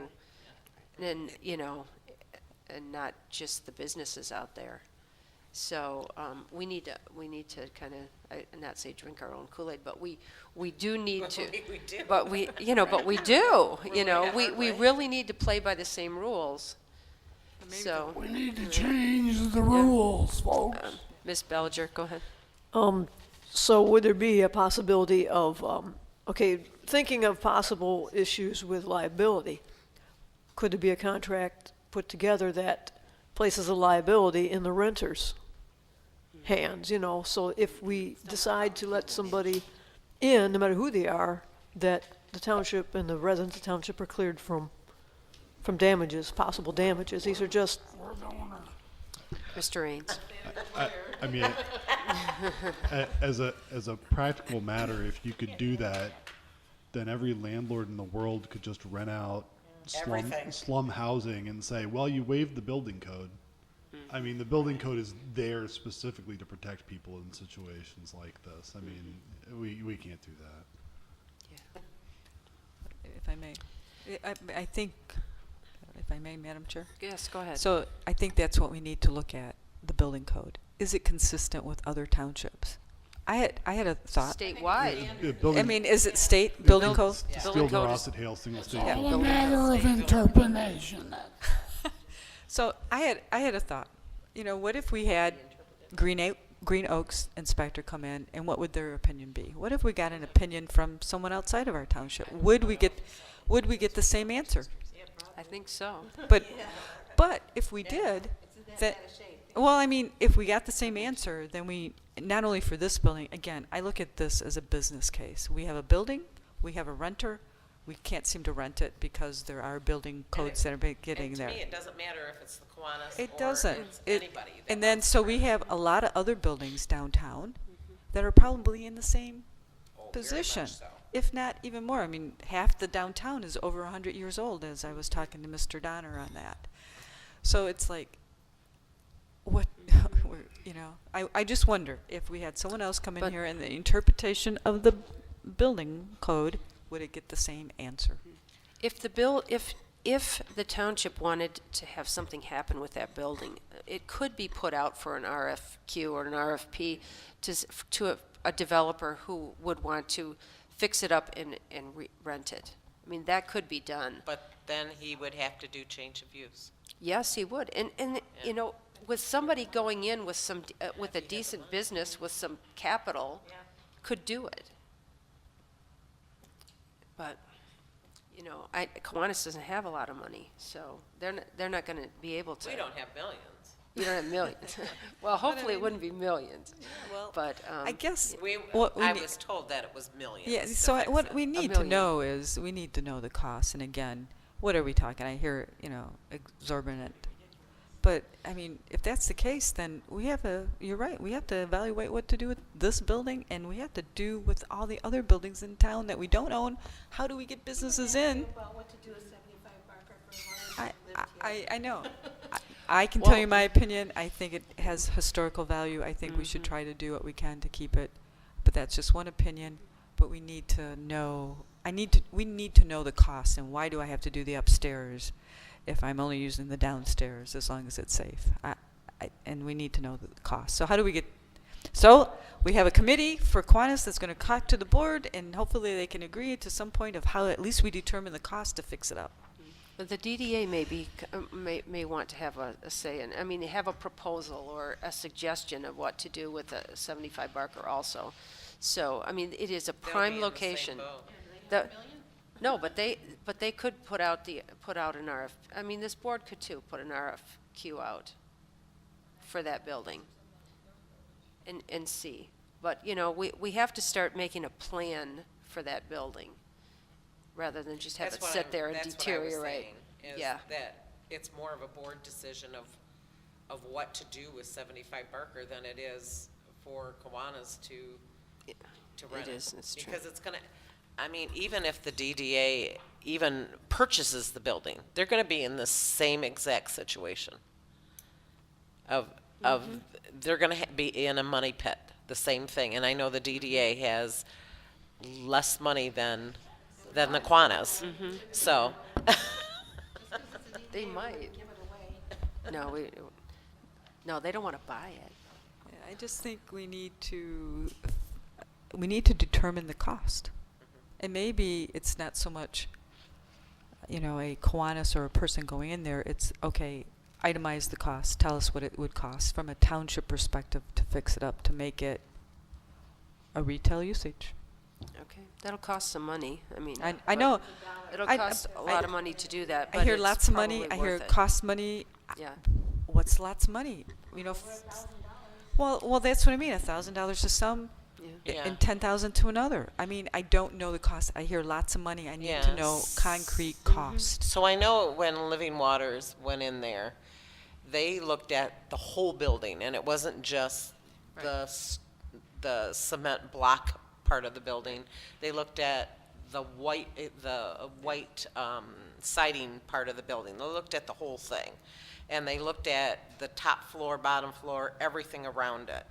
So when they looked at it, yes, it was going to cost more than $1 million to do what they wanted to do to renovate that building. And it was for the purpose of a church. So it's, I think when we're looking at all these pieces, we're trying to do apples to apples on things that are really apples to oranges. So I need to understand, and I think having Kurt here would probably even help Okay. to understand the change of use, why it's only the first floor and it has to be the whole building. I mean, even when I read the regulations that you sent, it talked about having a firewall between two occupying buildings. So that meant that the white part of the building, which is occupied by a different company, and the brick part of the building has to have a firewall in between it. There's actually about 3 or 4 feet between that. Amos was the fireman when I was a kid. Amos and his wife lived in that little, where the offices are now. That was their house. And the fire department's there. But there's actually there's 2 firewalls there. Oh, okay. Because there was anyway, I don't know now, but there are 2 separate buildings. But putting the upstairs, you're looking at, what's the cost of this elevator over here? That's where you're at. The upstairs you can't use, I mean, you can't afford it. The downstairs you sure could, in my opinion. Well, let's have Mr. Mr. Ains bring back some more information. 2 Mains and Ains. Bring back some more information at a future meeting. Go ahead, Mr. Ains. Also, in regards to Kiwanis, I have been invited to come to their Thursday meeting this week, which Mr. Brown was kind enough to extend the offer during this meeting. Take a bodyguard with you. Yes, so. We're friendly. But he had we are. indicated that he had some proposals to discuss with the Kiwanis board before he came back with anything else to this board. So I'll go to their meeting and answer any questions I can. Okay. Are we done with this item? Okay, please. Second call to the public. Would anyone like to speak at this point? Welcome. Name, address, 3 minutes. Thank you. Social Security. Yeah, George Brown, 7868 Shady Beach. You know, I just heard you talking here. I didn't come up here to talk about 75 Barker, but I'm going to tell you, you have some good proposals. I think you're going in the right direction, something like that. And I appreciate, you be able to speak about it. Some I disagree with, and some I agree. As I said, the other I disagree. But I'm glad to hear you talking about it and something like that. But as I said, that's not what I came up here for. Nor our secretary, make him as our program for Thursday, will you? And I'll give him a certificate that's suitable for framing even, too. Well, the reason I come up here, our 4th of July parade met Monday, and we are going to have the 4th of July parade on the 4th of July. That's a Wednesday. Okay. Last year it was on a Tuesday. We always have to have it on the 4th of July, or else we'll get tarred and feathered if we have it any other day. So anyhow, our theme for this year is American Superheroes. And what it is, it's not Batman or Robin or Captain Marvel or whatever. It's our law enforcement people, our fire department we're going to recognize. And that's what it's going to be all about. Good. So, just to let you know. So we're quite proud that we came up with that because we love our law enforcement, we love our firefighters, and we're going to recognize them there on the 4th of July. So, Thank you. and then the other thing is Jackie is going to be charged of the marketing. She's the chair of the marketing, and she's going to make sure we have some nice entertainment entries and so on like that. She does an outstanding job, and so she's going to be chairing that part. Then it comes to July 4th, and I'll be putting together our lineups and the job descriptions, like for our judges and the people that do the lineup and so on like that. So we got it pretty well organized, and we got a new man on the block as far as the committee is concerned, is Andy Lucados. So Good. He's going to be a good one. The best thing we ever had is joining Kiwanis. And do you know that we had a 23-year-old join our Kiwanis Club. Do you realize what it did to our age group? Brought it way down. So we're glad to have them.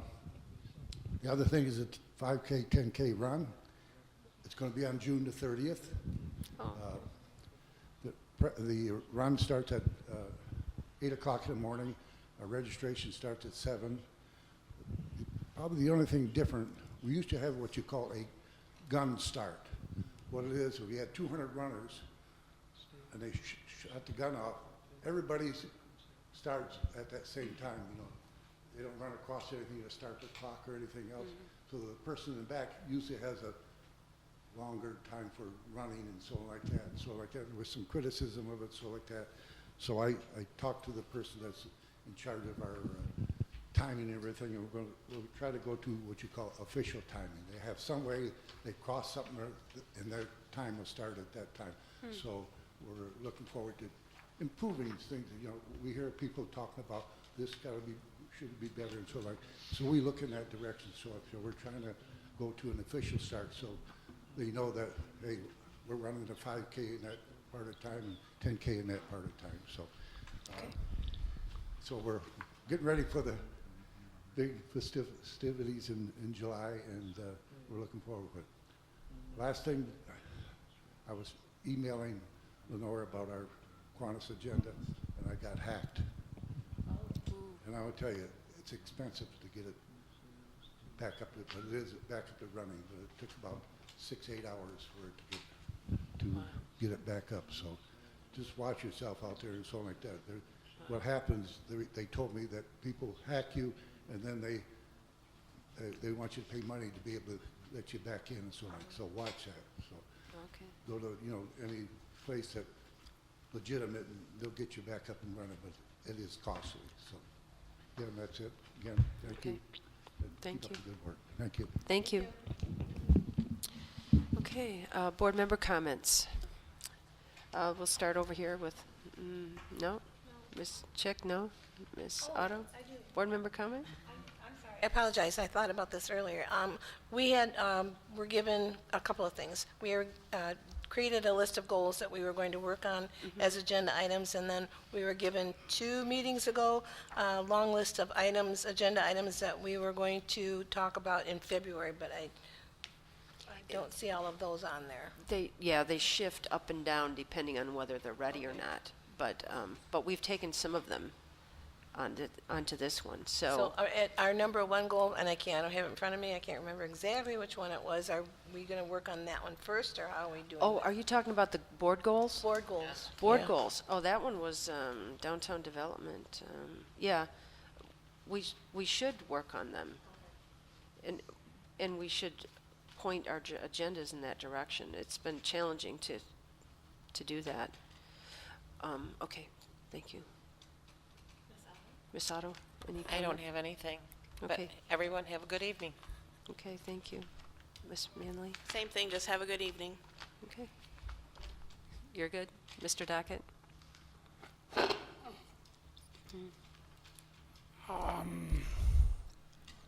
me see here. Last meeting, 2 meetings ago, I guess it was, I said it cost the township $263,518.63 to run the township last month, but it never got in the minutes. So I'm gonna like to put it in tonight, and this month it's $395,823.55. And I'd like to know if we've heard anything about Mr. Green. Does anybody know anything about that? And use and buy from local businesses, and be my Valentine. Ms. Bellinger? Go ahead. Okay. Ms. Bellinger, go ahead. I want to thank Sam for giving us the pond hockey report. It was great to hear that that was such a successful event. And I want to thank George and Kiwanis for bringing up the 4th of July and getting that started. Thank you very much.